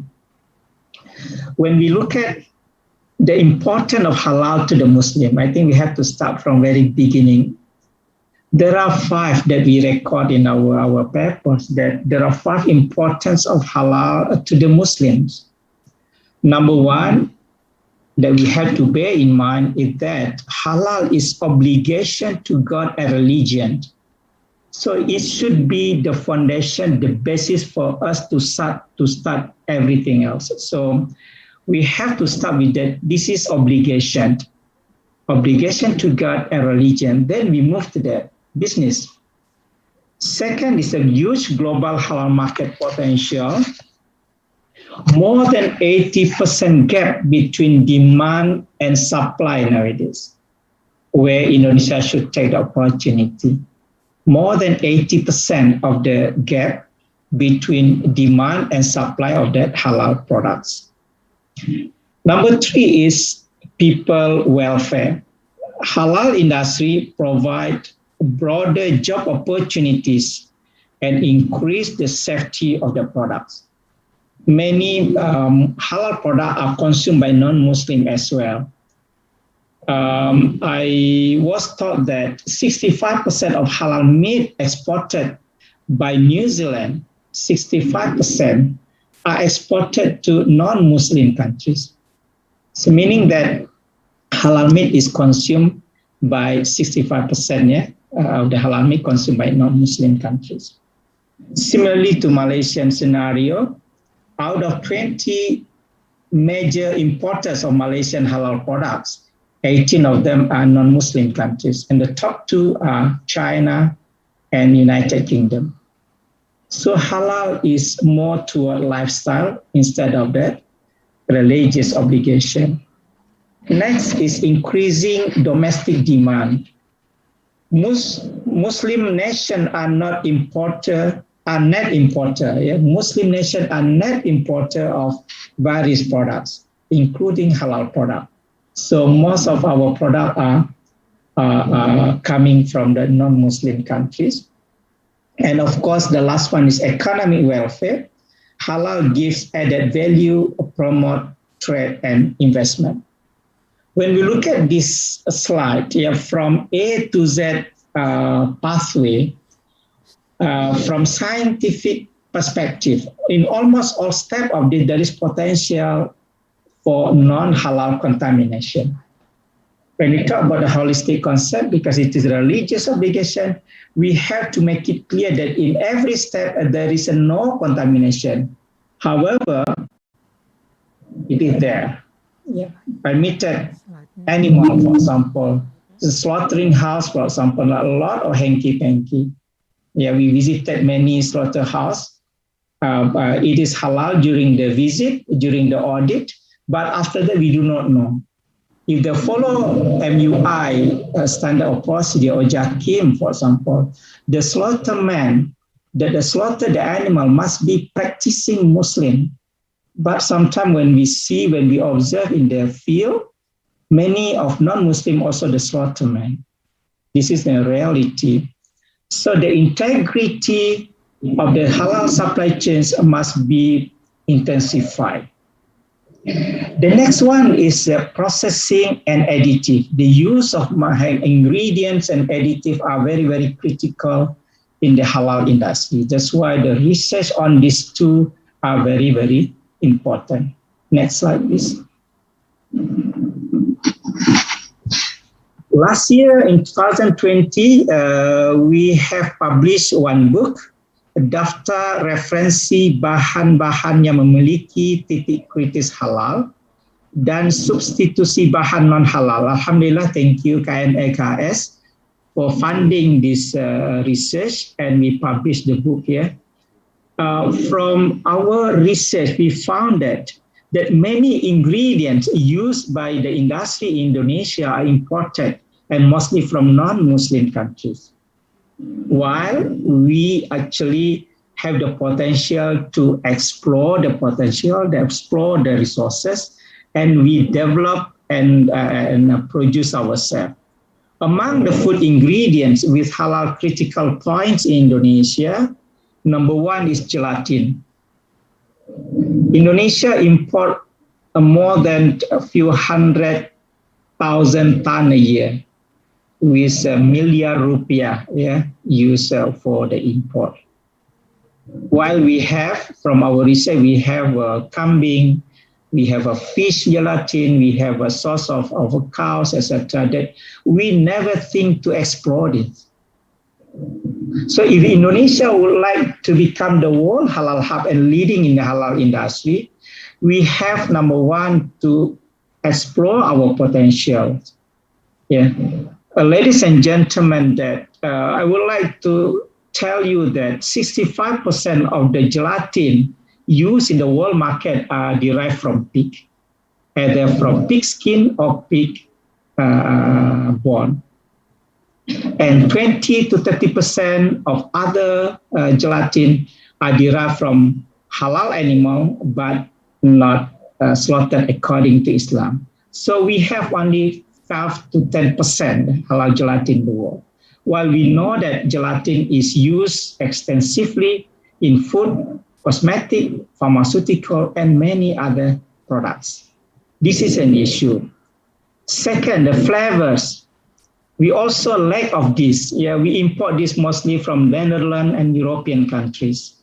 Oleoresins, seasonings. We have a lot of seasoning, but we do not explore this. Enzyme, it is used mostly in beverage, in the pharmaceuticals, and also in the food productions. Food colorants, antioxidant, emulsifier, etc. We have all these things, and we already identified, and we wrote in this book.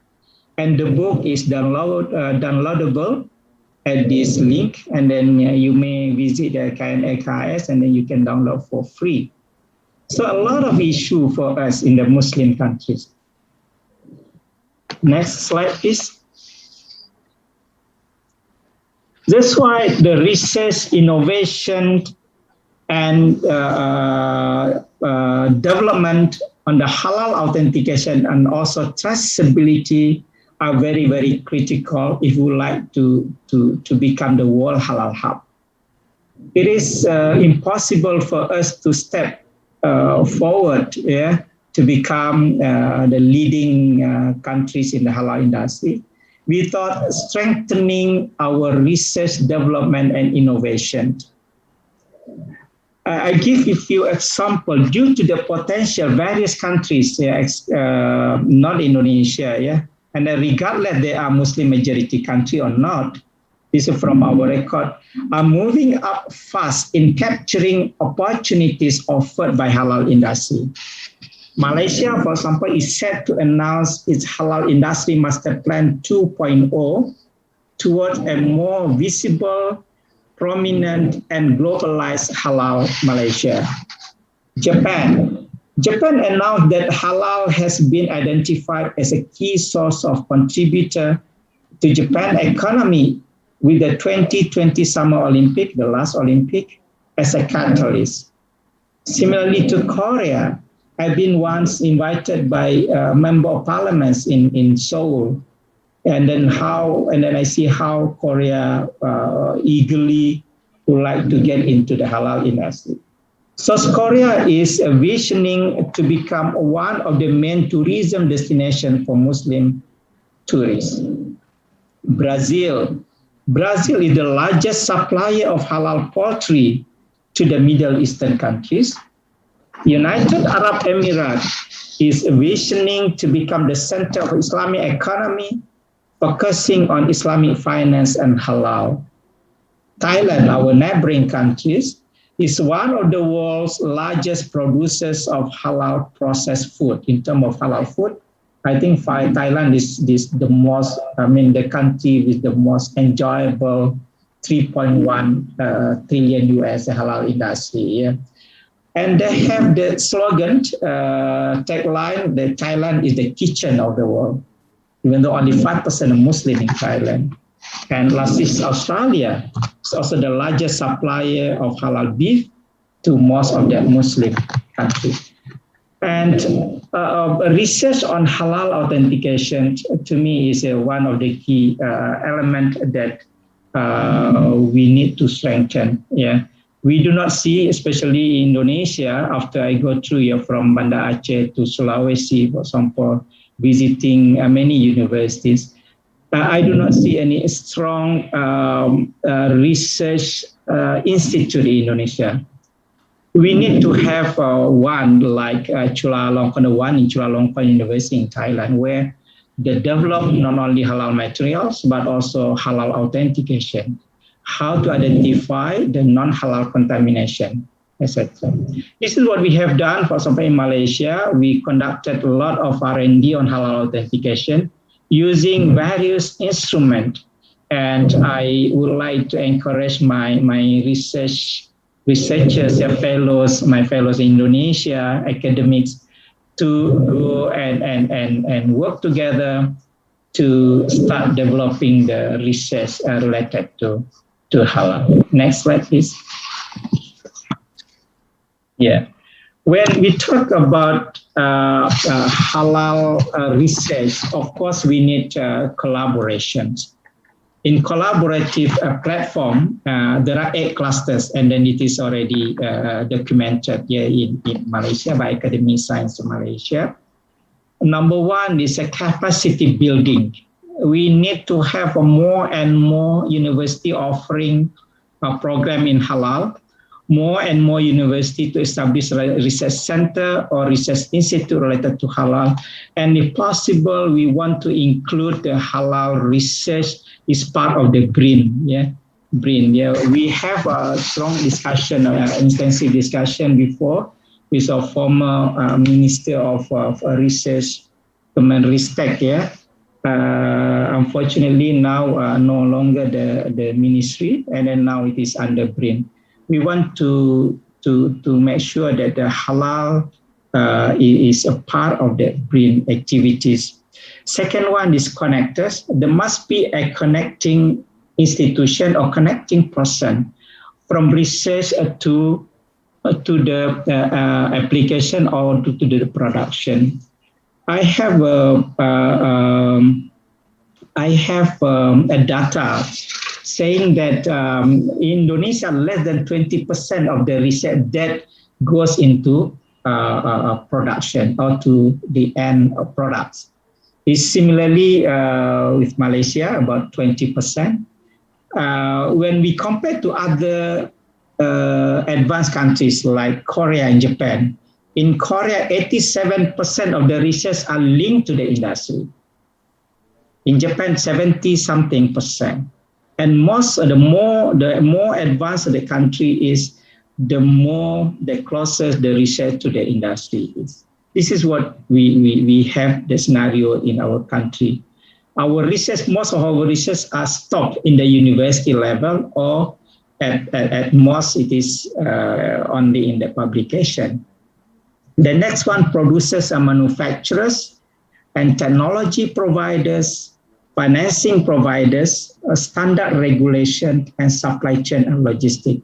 And I think we need to have an institution that can connect all these 8 clusters. In Malaysia, for example, it was once under the Deputy Prime Minister office. So there is a loose coordination here, but that have a regular meeting for that under the Deputy Prime Minister Office. Because of all these things that you want to become the leading nation in halal industry, we have to strengthen all this cluster. Next. Okay. So what the trend halal authentication?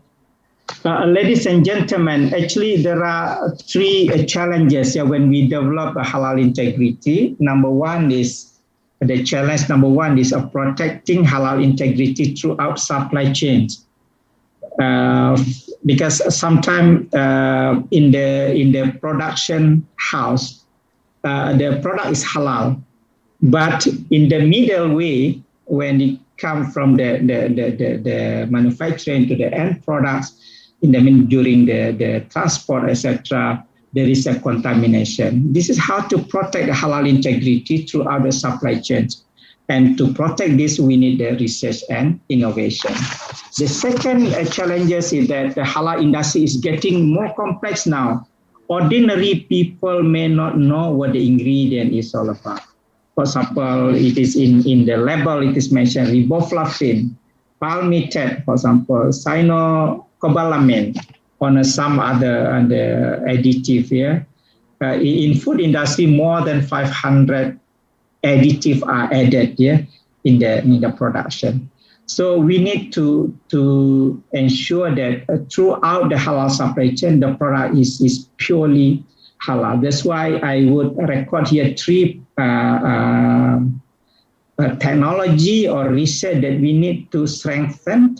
Number one is data science and big data, blockchain, etc. need to be strengthened to have integrity of halal. Number two, devices for rapid tests, because not all the sample need to be brought to the lab. Only the skillful person can analyze the research. But we need something that ordinary people can understand. We develop in Malaysia electronic nose that ordinary people can check. Use. They have the nose is very, very cheap, only 50 ringgit a piece. And then ordinary people, if they don't trust the sample, they just buy the sample and then check. Within 1 minute, you can get the result, what the alcohol level, what the lard level, for example. And the third is the halal authentication of a product in digital platform. I think we need to strengthen the digital platform. We need to encourage more entrepreneurs in digital because this is the future of the business. I take the data from Intellectual Property Office, IPO, that in the next 30 to 50 years, out of 10 future technology, 6 of them related to IT. And I think this is the time for the IT person to get involved in our halal industry, because this is the future of the industry. Next. Yeah, thank you. That's all what I could share with all of you. Thank you very much again. Assalamualaikum warahmatullahi wabarakatuh. Waalaikumsalam warahmatullahi wabarakatuh. Thank you, Prof. Irwandi. It's very timely. Yeah. Okay. Very informative information that you mentioned about the development of halal authentication research, and also how to link from research into the industrial product. And we'll have more discussion later, but I will move to our next speaker, Ibu Amalia Sarasanti from Paragon Technology. We heard from Professor Irwandi and also Professor Marco Timan to become the company who has halal as a reputation.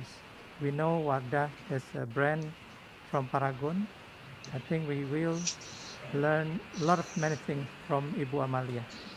This time is yours, Ibu Amalia. Thank you. Bismillahirrahmanirrahim.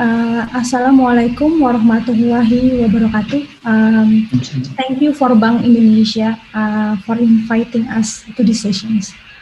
Today, Wardah will share about how we actually pioneering as a halal lifestyle in Indonesia, and how do we embrace the opportunity during these pandemic situations? Okay, let's start. We can go to the next slide. Yeah, so as we know, how is actually, this pandemic impacting the whole industry? Global halal cosmetic business size before pandemic was, 66 billion. And of course, it gives a significant impact on this pandemic, gives a significant impact on cosmetic consumptions. Based on the data that we got, globally, the consumptions reduced by 2.5% last year. And the scope of cosmetic itself is very big. Skincare is actually one of the cosmetic scope. And within that cosmetic, there are categories that, actually able to survive. And there's also categories that's actually really impacting due to pandemic.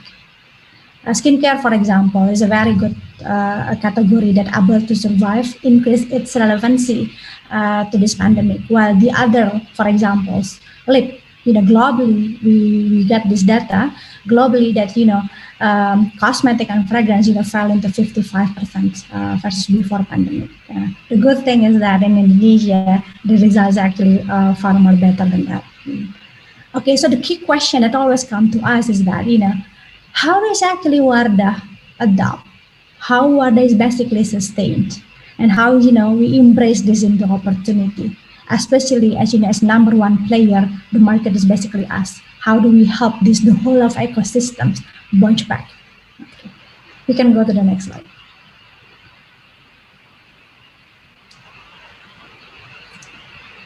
Okay, so how do we seize these opportunities during this pandemic era? I think number one, most of the industry will do is about adaptive. How do we adaptive? And the way we do adaptive is basically by empathizing consumers more. We are basically changing the way we do product innovations design.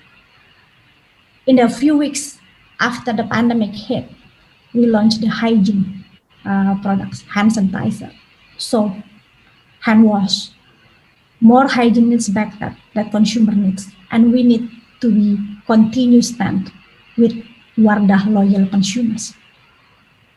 Along through the time, we understand there are more screen time like this, like we have now. And basically, maybe not many of you aware, there is a blue light impact as well. That's actually able to make the skin dull, and do a pigmentation, so that after that, we launch a series that give you a blue light protections. Again, from this, basically on how we basically continue the relevance to our consumers is very important.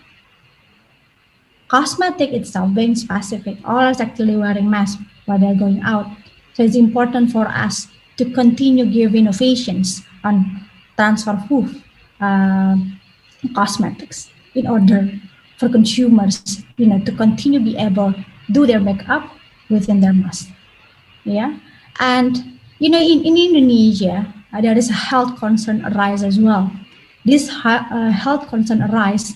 There is a new routine in Indonesia, that in the morning people do sunbath to get natural sunshine and increase immunity as well. Hence, there is a huge need of sunscreen. And because of that, we launched a huge series of sunscreens to accompany Indonesian female consumers. And because of that, we bounce back. The result is fantastic. And specific on cosmetic as well, there's many people, basically ask this question to us. Specific on lip, how do you survive? There's a very interesting finding. It's about during this pandemic situations, we are staying at home, we are getting bored, we are basically would like to get excitement. In the early days, in the early weeks, you were trying to cope. And after that, consumers would like to dance with the situations. And that is the role of this brand. How this, Wardah able to continue fascinating consumers. So during we were launching a Korean editions. How is actually people love to travel. So we launched these Korean editions. We do a virtual vacation and everything. And the result is fantastic. It's basically triple than our initial target, the result. So the bottom line is that it's about adapting, it's about empathizing consumers, it's about be there with consumers and provide the right solutions. We can go to the next slide.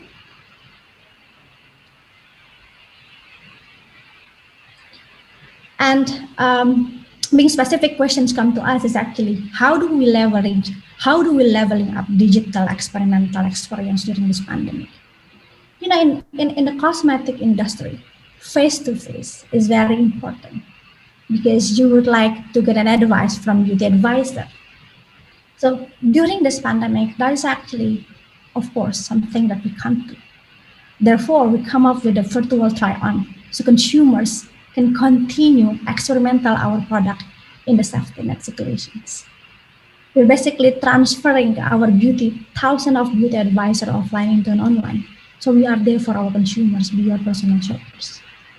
So, and there are many others digital experience that we do, yeah, in order to accompany consumer. For example, live streaming is getting bigger. In live streaming, you have, you know, different type of experience in shopping online. So that's something that we do on how continue delighting consumers during this pandemic era. Next slide. Now the questions coming to us is about how is WADA design a global innovation ecosystem? Starting from the beginning, we built this company. Halal is already engraved into our operations. Along with our journey, we spread the wings of global halal supply chain network. And specific in the context of product making, we are basically collaborating with the global expertise on product research and development. We are basically, you know, collaborate with, you know, more than 300 experts in 25 countries across the world in order to create a great product. Yeah. Prof. Irwandi mentions about halal certifications. Is something that we really encourage for us to do. Starting from the beginning, when we do a partnership on global halal raw material, halal certified finest ingredients is actually important for us. Before we're making formulations, number one, and basically we were obviously standard is about is it halal certified. Yeah, so that's really important, and we only collaborate with halal certified raw material. So from the sourcing itself, making into a production process is only process of halal certified. So we ensure that, you know, non-halal particles during productions is coming from sourcing, making until it's distributed to the consumers, to the eye of the consumers. So we are basically encouraging, and we are basically would like to participate in how to make this global ecosystem big, because we believe, you know, that the opportunity is big. Next. This is just a given examples how that, you know, we will live up this global halal supply chain ecosystem. That many of our product is coming from halal raw materials around the world. And through the journey, we already, you know, 35 years in this industry. During these 35 years in industry, we experience how is basically manufacturer turn their factory into the halal, and how is actually we collaborate into even more stronger collaborations in order to create a great product for consumers. It's not only great, it is also create a high-tech product for consumers. Next. So we're talking about how do we survive during pandemic? How do we create global halal supply chains? And this is, we're going to talk about how do we grow global halal lifestyle. We're starting this business way back when people are not really into values of halal lifestyle. Like Prof. Tarikullah explained earlier. We need to drive these values of halal lifestyle. That's why WADA, as the pioneer, in Indonesia halal lifestyle, we should do it. So Wardah is basically pioneer in Indonesia modest fashion week, Jakarta Modest Fashion Week. In 2014, we took the Indonesian designers into New York Fashion Week, introduced how is actually Indonesia modest fashion week to the world. And it's not only that, we are not stopping that. We are going across the world to educate about halal lifestyle fashion. We go to Paris, we go to Seoul, we go to many countries to educate this. That's why Wardah is really encouraged to have this global partnership and collaborations in order to make this global halal lifestyle getting bigger. And it's not only that, it's not only about fashions. When we talk about lifestyles, we talk about halal values as well. So we're also partnering with the people around the world. For example, we're partnering with Dr. Susan Karlan from Sydney, an educator and author. She's basically sharing about how she educates her community on educations. And this is one of things that we do. How do we connect this? How do we create connections of global halal lifestyles so that we can help one into another? Next slide. As a result,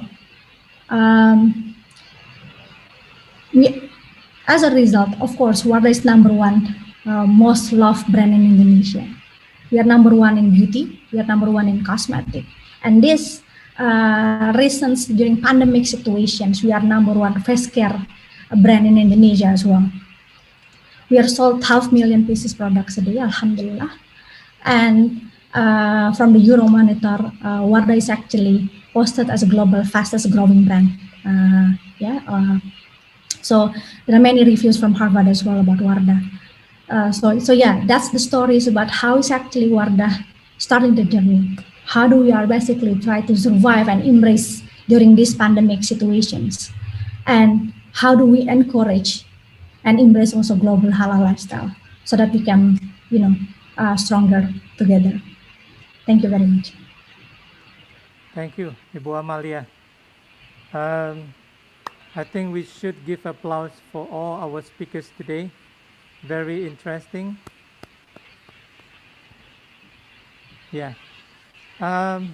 Let's start our Q&A discussions. I will start our discussions with the question to Professor Tariqullah. Professor Tariq, we learn from Paragon Technology and Innovations, from Wardah, how the company moved from the red economy and then to the more sustainability, more green economy to create more value to the customers. So Wardah is one thing of the example, the industry who implement the halal economy. What do you think? How difficult for the existing industry try to switch, to move from the red economy to the green economy, especially in the halal area? Yes, Professor.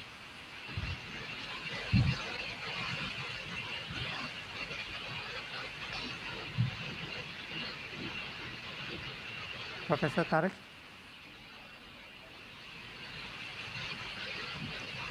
Thank you. This is a key strategic issue facing the transformation of economies. In my view, we look at the whatever is halal, which most of it doesn't need certification. If I have to buy a car, I don't need a halal certification. But if I have to buy meat, then I need halal certification. So from my point of view, the car is also a part of the halal economy. And even if we look at from the narrow point of view of the meat industry, there is the technology is so fast moving. Our professors here, the two of them are, of course, they are expert in it. the food technology itself is so fast moving that many scientists say that in the food industry, there's going to be one of the tremendous disruptions within 5 years, not later than that. So basically, it is very challenging. And what I was emphasizing is that this transformation is exactly in line with the original values of Islamic economics, that is being a Khalifatullah fil earth is a great responsibility. Our Prophet being Rahmatul Alameen is a great honor for us, is a great actually advantage. So we have this responsibility to work harder towards that direction. And if we look at what is halal and tayyiban, probably it would be an organic halal, because about 50 years ago, 70 years ago, there were no synthetic food for animals and birds. There were no pesticides. There were no other hazards. But now it is mixed up, as the two presentations made it very clear that now the food itself is very complicated because of the so many elements coming into it. So the transformation is not easy. It may even be costly. And therefore, Islamic finance, the social Islamic finance, and the commercial Islamic finance have to work together to help the halal industry and Islamic economy to transform. There's no other alternative but to transform. Okay, thank you, Professor. So the transformation is not easy. Yes, is the key. I think. What do you think about the government's area in this transformations? How governments with the regulations can accelerate the transformations into the sustainability of the halal industry? This question is to me again? Yes. Yeah. Most welcome. So if we look at the global level, this interest of the governments in the transformation is unprecedented. Whether it is because of the Paris Agreement or whether it is because of the Sustainable Development Goals, and from our Islamic economics point of view, Islamic finance point of view, there are a number of great initiatives which already are there. The Malaysian value-based intermediation, the Indonesian sustainability blueprint, and now there is something going on in Saudi Arabia, the Saudi Arabian Green Initiative, which is also the Arab Green Initiative, and then the major European Green Deal. All these and many others are very transformative. So they are changing the whole landscape of the business. And therefore, I wanted to emphasize that this is an opportunity for us, Islamic economics and finance, to be in the leadership of this responsibility race. And still, I believe that very few of us researchers are taking up this challenge to provide alternative models. So indeed, the governments have a great responsibility, and one of the major responsibility for the governments will be to bring together the Islamic social finance, the Islamic commercial finance, and the halal industry to address this challenge. Probably that's one of the major things the governments can do. Okay, thank you, Prof. Tariqullah. Next, I will read the question from the participants. The question is from Professor Marco, coming from Sister Khairunisa. Professor Marco, halal logistic is one of the supporters of halal value chain that should not be ignored. In Indonesia, there are around 1,500 logistic companies, but there are only 7 companies that provide halal logistic services. In your opinion, how important is halal logistic to be a priority for policymakers in developing the halal ecosystem? Please, Thank you, Pak Afdal, for this question.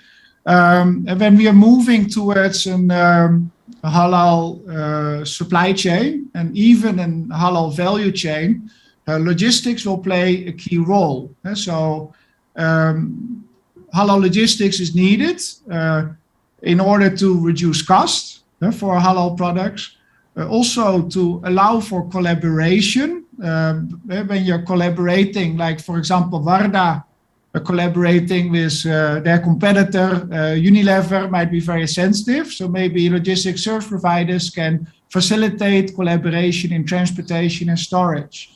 And so the logistics service provider will play a key role when moving from a product approach towards a supply chain and halal value chain, in order to reduce cost and in order to protect the halal integrity along the supply chain and also the corporate reputation. Currently already in the Indonesian halal regulation, the HAS 23,000, but also other regulations in Malaysia, like the MS 1500, it already says that halal needs to be segregated from non-halal in transportation and storage. However, the enforcement of the halal authorities, like in Malaysia, JAKIM, in Indonesia, MUI for audits, or BPPH, they are not enforcing this throughout the supply chain. So a lot of companies have not been proactive on this in addressing also the logistics of their regional distribution center, their transportation and warehousing. So there is I think higher enforcement is needed, first of all. Also, the supply chain standard is needed. So OIC SMIC created an OIC SMIC 17 standard on halal supply chain management. So that new standard that needs to be, I think, also adopted by Muslim countries, which is a reference for halal logistics, for warehousing, also transportation and also retailing. And so there's a need for a new standard. There's a need also for education on this, because logistics will play a key role when a country wants to move towards a halal supply chain and halal value chain. And maybe there can also be incentives given for logistics service providers if they are getting halal certified. Thank you. Thank you, Prof. Marco. But I want to ask more about this one. In your presentation, you mentioned about the halal reputations management. So this is like a reputation index. Do you think will encourage the industry players to implement the standard and all you mentioned about the implementation of the halal logistic? What do you think, Prof? What I see that a lot of companies are still looking at pure compliance with the halal regulation of the halal certification body they're certified with, which is a product focus often to halal. So the halal is a responsibility of the halal management team, which used to be quality, and now we have the halal management team as a kind of halal department in the company, and they are responsible to make sure they keep the halal certificate. So they are very often targeted to what are the regulations from the halal authority and make sure that we keep our halal certificate. Often what I see is that top management is not involved in halal. So they don't have key performance indicators at management level which are halal related. They might receive a report from the halal management team, but they don't have KPIs. So I think it is important when halal becomes more complex towards a halal value chain, you need to have KPIs to protect your corporate halal reputation. So halal reputation need to be an important for at boardroom level. So that is what I have been hoping to in my research to contribute to, is to create awareness that top management should get involved in halal and not just leave this to the halal management team or halal committee of a company. Thank you. Thank you, Prof. Marco. Yeah. Before move to the other questions, I want to greet Dr. Omar Hafiz, President of International Association for Islamic Economy. Assalamualaikum, Dr. Omar Hafiz. Thank you for joining our plenary session and discussions. Okay. And the next questions, I will give the question to Professor Irwandi Jaswir. From the presentation, you mentioned about the R&D, halal materials, halal ingredients. How difficult to bring this research to become mass productions and to link the research on halal ingredients to be linkage with the industry. In what area do we need to improve about this linkage, Professor? Yeah. Thank you, Abdul, for the questions. It is very, very tough question, actually. Basically, the issue of research and development, the journey from research and development to the final products, I think has been there for a long, long time. It's not only in the halal products, not only in the halal industry, but for any other products, I believe. And then it depends on the country. Yeah? Some country who is very intensified in research, they give more focus. I think the barrier from R&D to the industry, it's not that the gap is not that big. But for developing countries, I think in Indonesia included, it's still a lot of things need to be done, a lot of challenges for us. I would say that it is because of the research ecosystem that we do not have, that we do not be strong enough to do that. How long does it take from R&D to the final product? It depends on the product. Some of the product are very, very short. Within 1 or 2 years, you may get the final product. An example for this is the vaccine. Vaccine research, vaccine COVID-19 vaccine research just started in the beginning of the outbreak, the pandemic. Then within 18 months, they produced the first vaccine. So it could be like that, but some of the research need a long way from R&D to the final product or to the mass of production. And then what do we need to improve?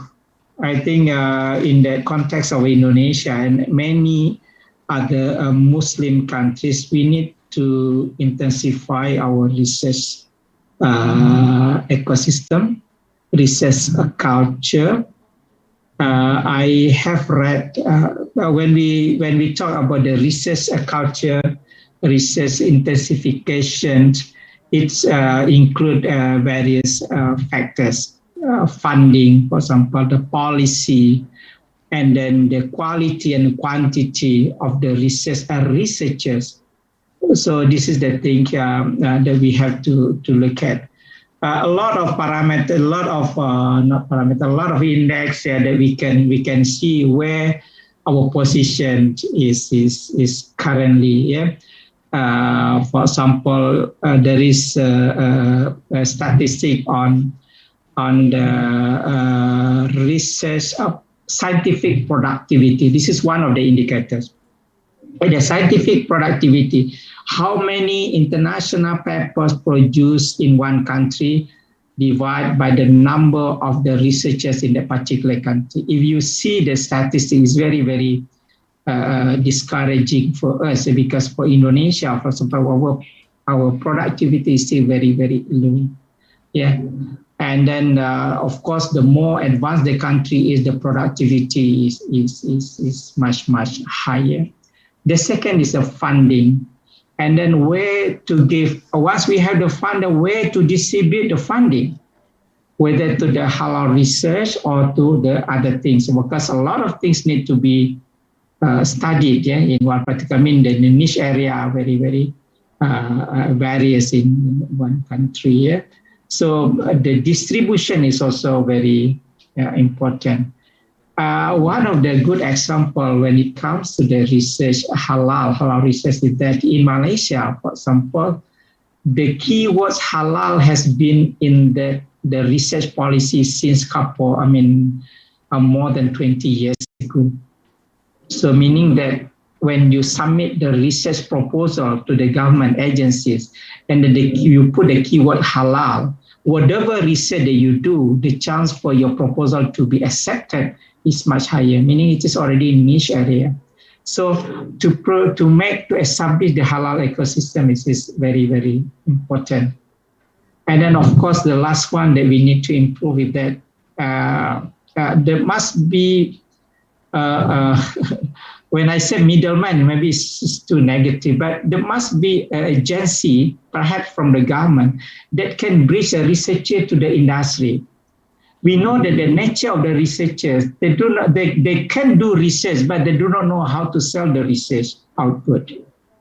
There must be an agency or government agency that can link this. They come to the university, discuss with the researcher what your output so far, and then who the takers, they can find the takers, from the industrial sector. So this is what I can share. Yeah, the lacking is more on the research culture and the research ecosystem. Thank you. Thank you, Prof. Irwandi. But I have more questions about the research halal authentications to you. Yeah. Do you think the research on halal authentications, if it's become the product that can be used by customers, it will change the lifestyle of the customers? What do you think about that? To me, when halal is about integrity, halal is about integrity. When we trust the product, the more awareness that we have, and then the people will search only the halal product. Yeah, so this is what I would like to say, that if in one country where the halal awareness is high, the demand for the halal product is there. Yeah, so it is a business.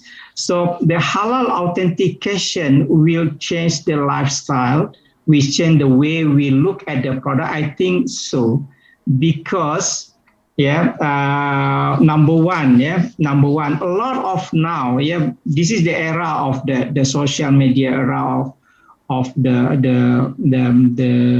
information IT technology, where we get the information very, very, very, very quick, very fast. And then if, let's say, there is a non-halal product, or there is a non-compliant, for example, in one particular products, and then easily people will not buy it. A lot of issues. For example, recently we have in Malaysia the one ice cream a couple of years ago. And then within 2 days, the country lost millions, because the people do not want. So now we had to equip the halal awareness with the simple and rapid authentication method. For example, if you suspect something, you go to supermarket and you suspect something, And then you cannot just buy and then you sell, you send to the government agency, let's say Department of Chemistry, to do research for you, to analyze. No, we need the people, because this is the right of the Muslim consumers. If you find something suspicious, and then it should be, there should be a method, a way for you to analyze by yourself. And this is the importance of the rapid authentication. I think the trend toward that point. And then we already started. Many countries now, like Russia and Germany, they sell a very rapid method. It's like test kit based on DNA, based on the protein metabolite, or based on the enzymatic process. They sell it. And again, it's not a Muslim produced this method test kit. Yeah? It's like a pregnancy test. You're not sure, you test it. If you're not sure about the product, halalness of the product, you test it. Within 1 minute, you can get the result.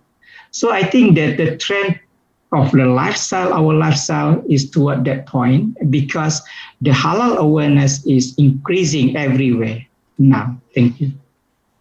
Thank you, Prof. The next questions coming from Ms. Eka Yuliana to Ibu Amalia from Paragon Technology. Bu Amalia, in Indonesia, many international cosmetic products still not been certified as a halal product. But WADA already do the certifications. How WADA can compete with all the international brands? Some of them are maybe still not certified as halal product, but many of them also want to move into the halal cosmetic product.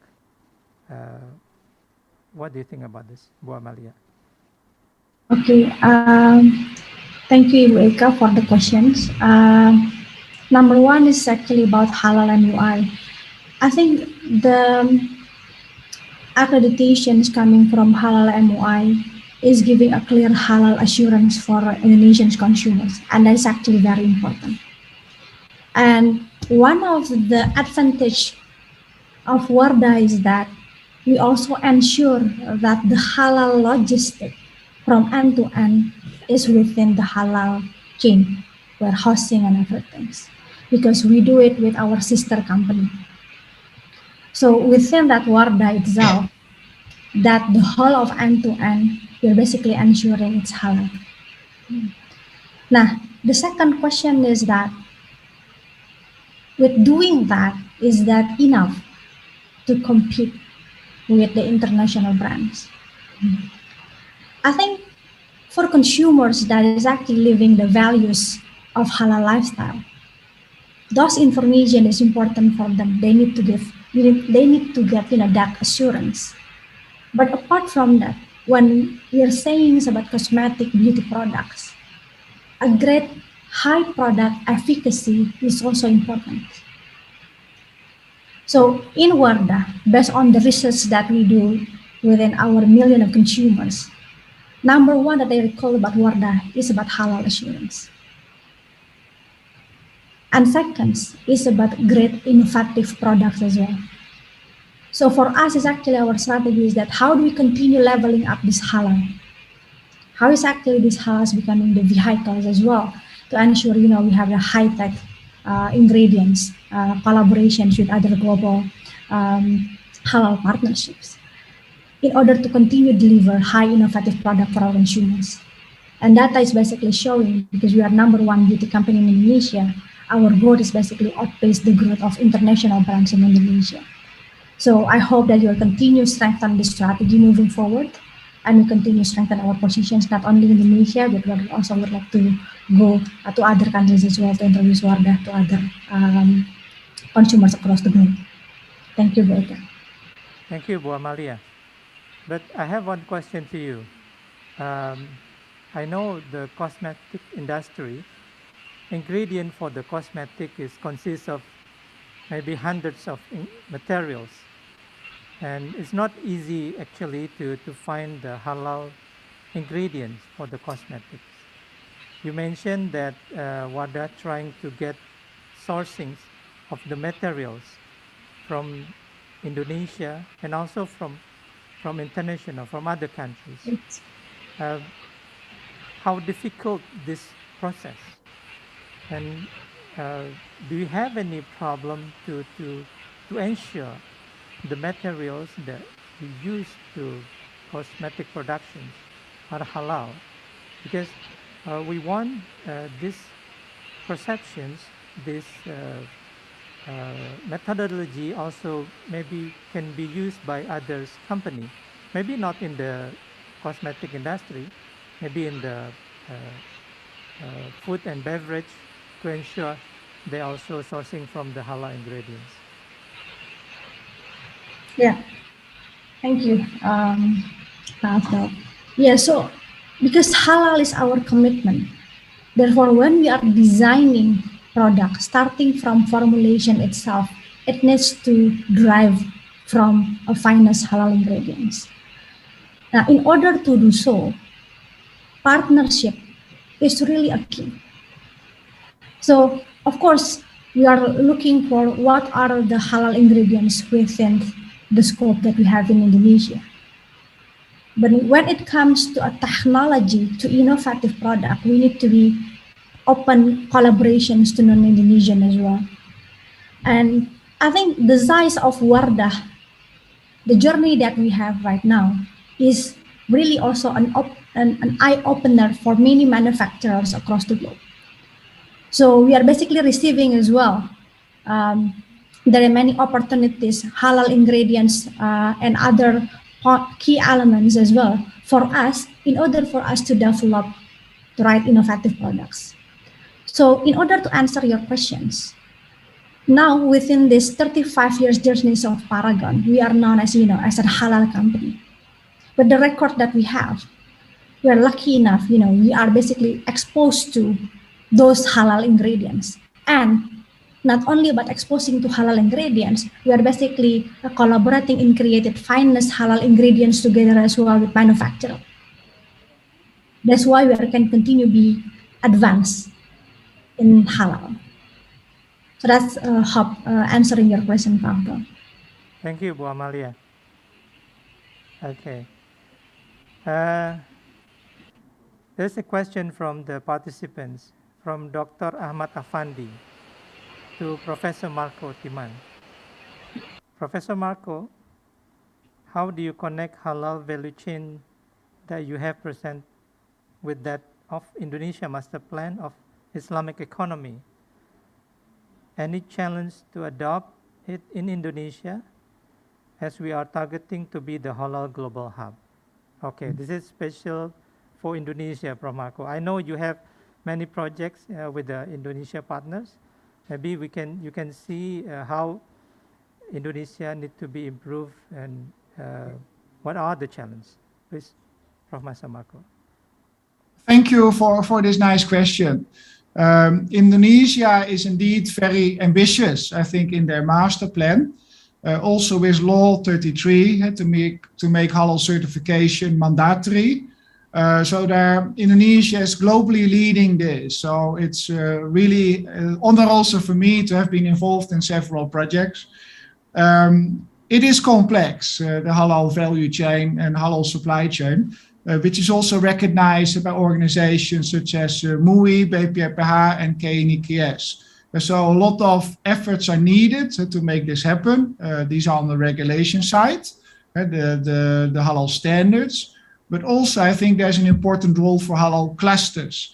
So I've been very privileged working in the development of Modern Halal Valley, and that provides a halal ecosystem to simplify halal, and to make the halal supply chain and the halal value chain easier to develop. So as halal becomes more complex, we need to create halal ecosystems that can simplify halal. We also need to look at education. So the halal education, I'm very privileged to conduct a halal masterclass under Universitas Juanda in Bogor. Also, I'm working with IIME Business School, a university where we also will be launching a halal masterclass on halal business management. So education will be, I think, also important to bring this knowledge to the new generation of Indonesians. And I hear that many more universities are also including this into their curricula. Thank you. Thank you, Prof. Marco. We hope in the future many university business program also adopt halal knowledge, halal industry in their program. Yeah. Next, I want to move to Professor Tariqullah.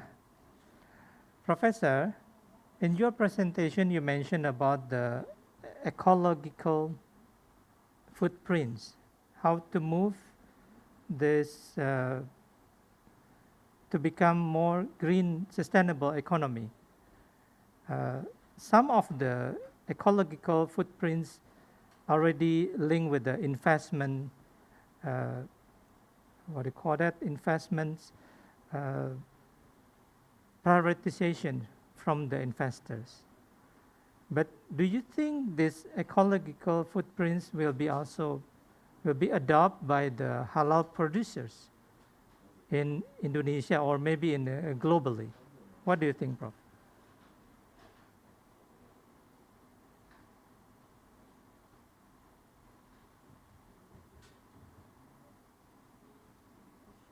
Yeah, that's the question, Prof. Tariq. Thank you for this very important question. Myself, I studied Islamic economics and finance about 45 years, 50 years ago.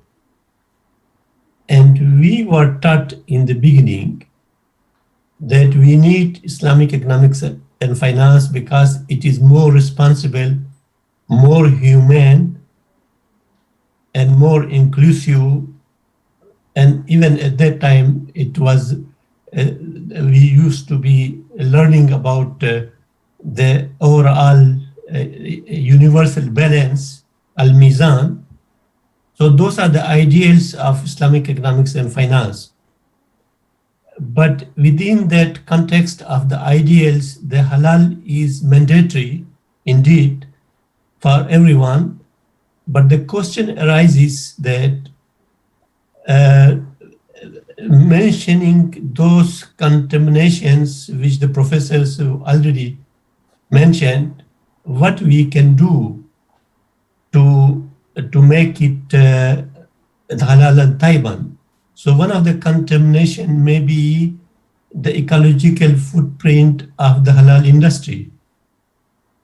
It is a very serious debate that the meat industry is one of the major source of the methane emissions, which is even more dangerous than CO2. So there are technologies being developed, which I am sure the professor is very much aware, breakthrough technologies which are addressing this issue of how to reduce the emissions from the meat industry. So I would say that it is very important for us to look into our responsibility as Islamic economics and finance and to address these issues not only from the profitability point of view, but also from the responsibility point of view.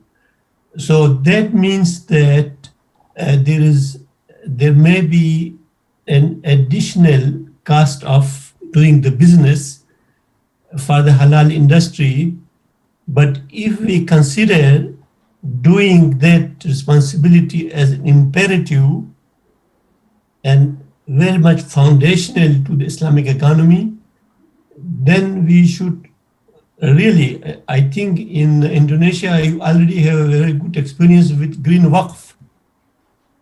We have to redirect the social Islamic finance institutions to addressing these issues, and probably the governments bringing the other philanthropists, the charitable organizations, and the social finance and the Islamic finance coming together, they can develop innovative Islamic financial instruments where the cost of financing, the cost of doing the business to some extent can be subsidized, because this is a good act and this is the interest of everybody is in there. So right now what's going on is that the Islamic banks are moving on the direction of profit. The Islamic social finance is moving on the direction of charitable activities. If they can bring the arrows together and achieving something which is ideal for the Islamic economy, which is having halal and tayyiban, which also would include to have an electric vehicle instead of a fossil fuel vehicle. So this is my perspective, that we have to change the whole paradigm to the basic values which contain the Islamic economic and financial system. What has happened is that there has been a disproportionate importance given to halal profits. Yes, halal profits are very much important, but the responsibility to society is even more important. So I think the realization is extremely important. Thank you. Thank you, Prof. Tariq. So responsibility point of view is a key. I think it's not only for profit for the producers. Next, I want to move back to Professor Irwandi. Professor, in order to strengthen the halal ecosystem, what are the roles of universities and research institutions? What are the trends of research and innovations in, say, maybe 30 years ahead that are relevant to the halal industry? What do you think, Professor? Yeah, thank you for the question, Prof. Dal. Yeah, I believe that in order to strengthen our halal industry or any industry, the key point is research and innovation. It is very, very impossible if we want to establish halal industry, but we forget the research innovation. The research innovation is the foundation here for us to come up with innovative idea, to come up in this case with a halal material, alternative ingredient, for example, halal authentication, develop processing, etc. So everything must come from the research and innovation. Otherwise we will remain as the consumers of the products. This is what we are lacking. I think most of the Muslim countries lacking. We are lacking of the research innovation. For example, as I mentioned in my presentation, slide presentation, we have all the material, raw materials. Yeah. For example, we have raw material for flavorings, for essence, but we sell to European countries. After that, we buy the flavoring for our cake, so the raw material we sell to outside, and then we import again. So many product and derivative from palm oil as well. We sell tocopherol, tocotrienol. This is vitamin available in our palm oil. We sell as a CPO, crude palm oil outside, and then the other country we process, and then we buy back. They sell back to us. So this is the scenario that's happening. To me, R&D is the key. Yeah, we cannot forget one of the most important part in the halal ecosystem is research and innovation. Research and innovation, again, research and innovation. But recently, I visited just before COVID. I visited the South Korea in one place in the near Seoul. This is one village where in the village they produce very sour lemon that we cannot drink as the drinks. It's very sour. By the government of Korea, they provide biofermenter. This is how R&D is very important. What for is biofermenter? Biofermenter will ferment, will transform from the lemon to the vinegar. There are two biofermenters that provided by the government. Number one is to ferment sugar or the fruits to become alcohol, and next fermentation from alcohol to vinegar. And now, this is during my visit, they export to 43 Muslim countries from that area, from the village. They sell to 43 Muslim countries. And then I asked the CEO, why you sell to the Muslim countries? He said, in Islam, there is hadith mentioning that vinegar is a kind of remedy. Rasulullah said, and it is true. So what we can learn from this, that a non-Muslim, South Korea, they learn our hadith and they produce the industry. They make the industry. And then we just buy the consumers, etc. So I feel very grateful that Wardah just now, I followed the presentation here. And we need more and more industry like Wardah. Yeah. In South Korea, there are more than 2,000 cosmetic factories. And they, according to the Ministry of Consumer Affairs in Korea, they started to encourage the industry, not only cosmetic, but also food, supplements, ginseng companies, etc., to be halal certified. And the target is Muslim countries like Indonesia, Malaysia, Middle East. And the label cosmetic #1 in Korea, they already groundbreaking ceremony in Johor Bahru.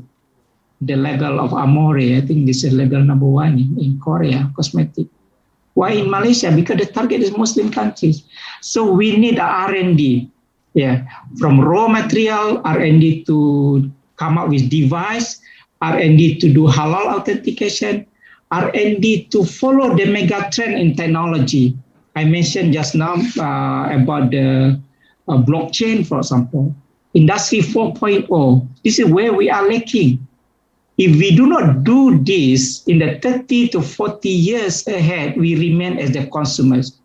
Halal is our business, a Muslim business, but we Muslim is the consumers of the industry.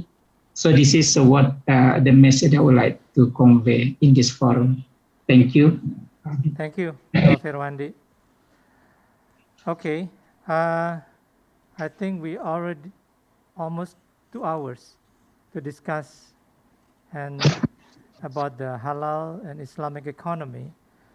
But before we end our discussions, I will give time to all the speakers to give their final statement, concluding statement, how Islamic economy and halal industry in the futures will be more developed and also become very good, not only for the Muslim, but also for all the mankind. Please, Ibu Amalia, for your concluding statement. Thank you. It is very delighting sessions today. For us, it is very critical and important that all of us here grow global halal ecosystem together. From sourcing, making, distributions, and also educate market together. Hence, the growth will come faster. And through well-organized zakat, infak, sodaqah system, you can help ummah to get stronger and usefulness in society, not only Muslim, but people across the globe. Thank you. Thank you, Ibu Amalia. Professor Irwandi, please. Yeah, thank you. In the Quran, it said that, Ya ayuhan nas, kulu mimma fil ar halalan tayyiban.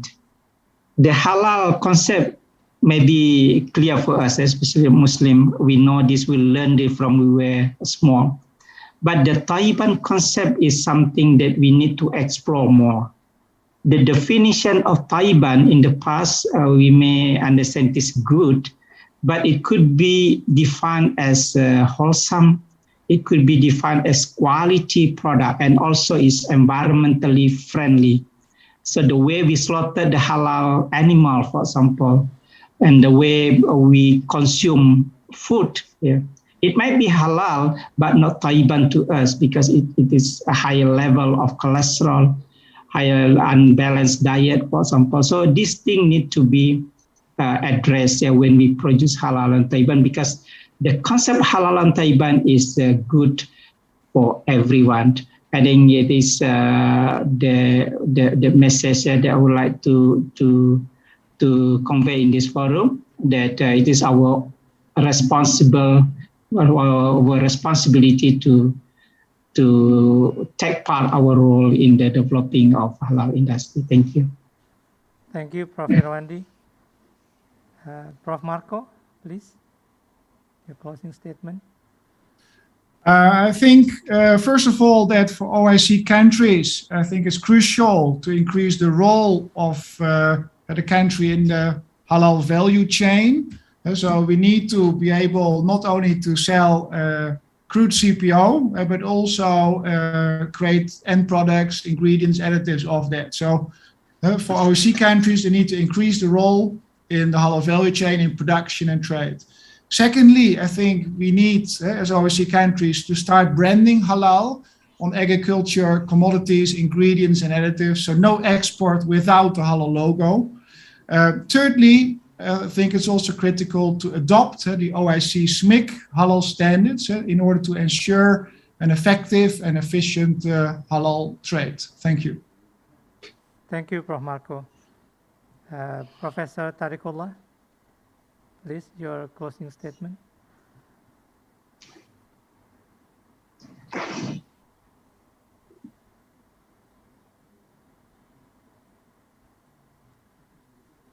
Thank you very much. This session was actually very much educational for me. But I would close this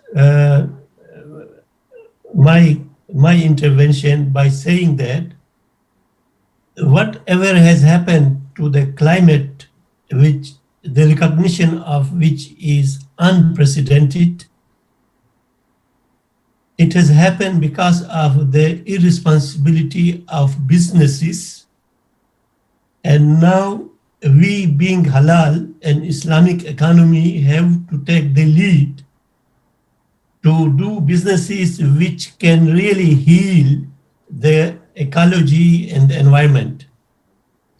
So this is, of course, a very noble agenda where the governments, the Islamic banks, and the awqaf and charities should come together to make this happen. So that would be my final word. Thank you very much.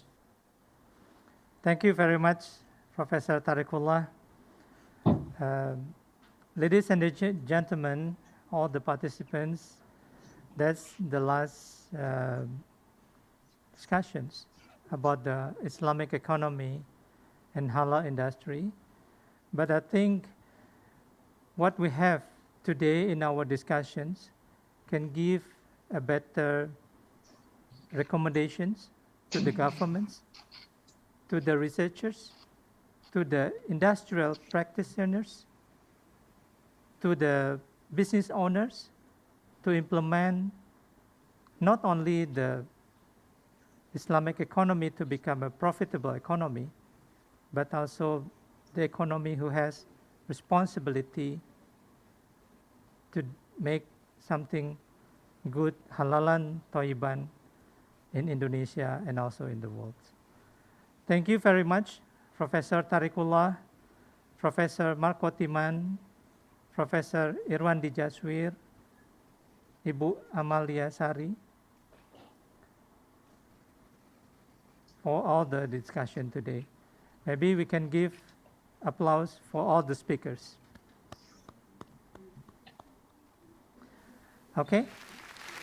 I will move the time, close this with Assalamualaikum warahmatullahi wabarakatuh. Waalaikumsalam. Back to the MC.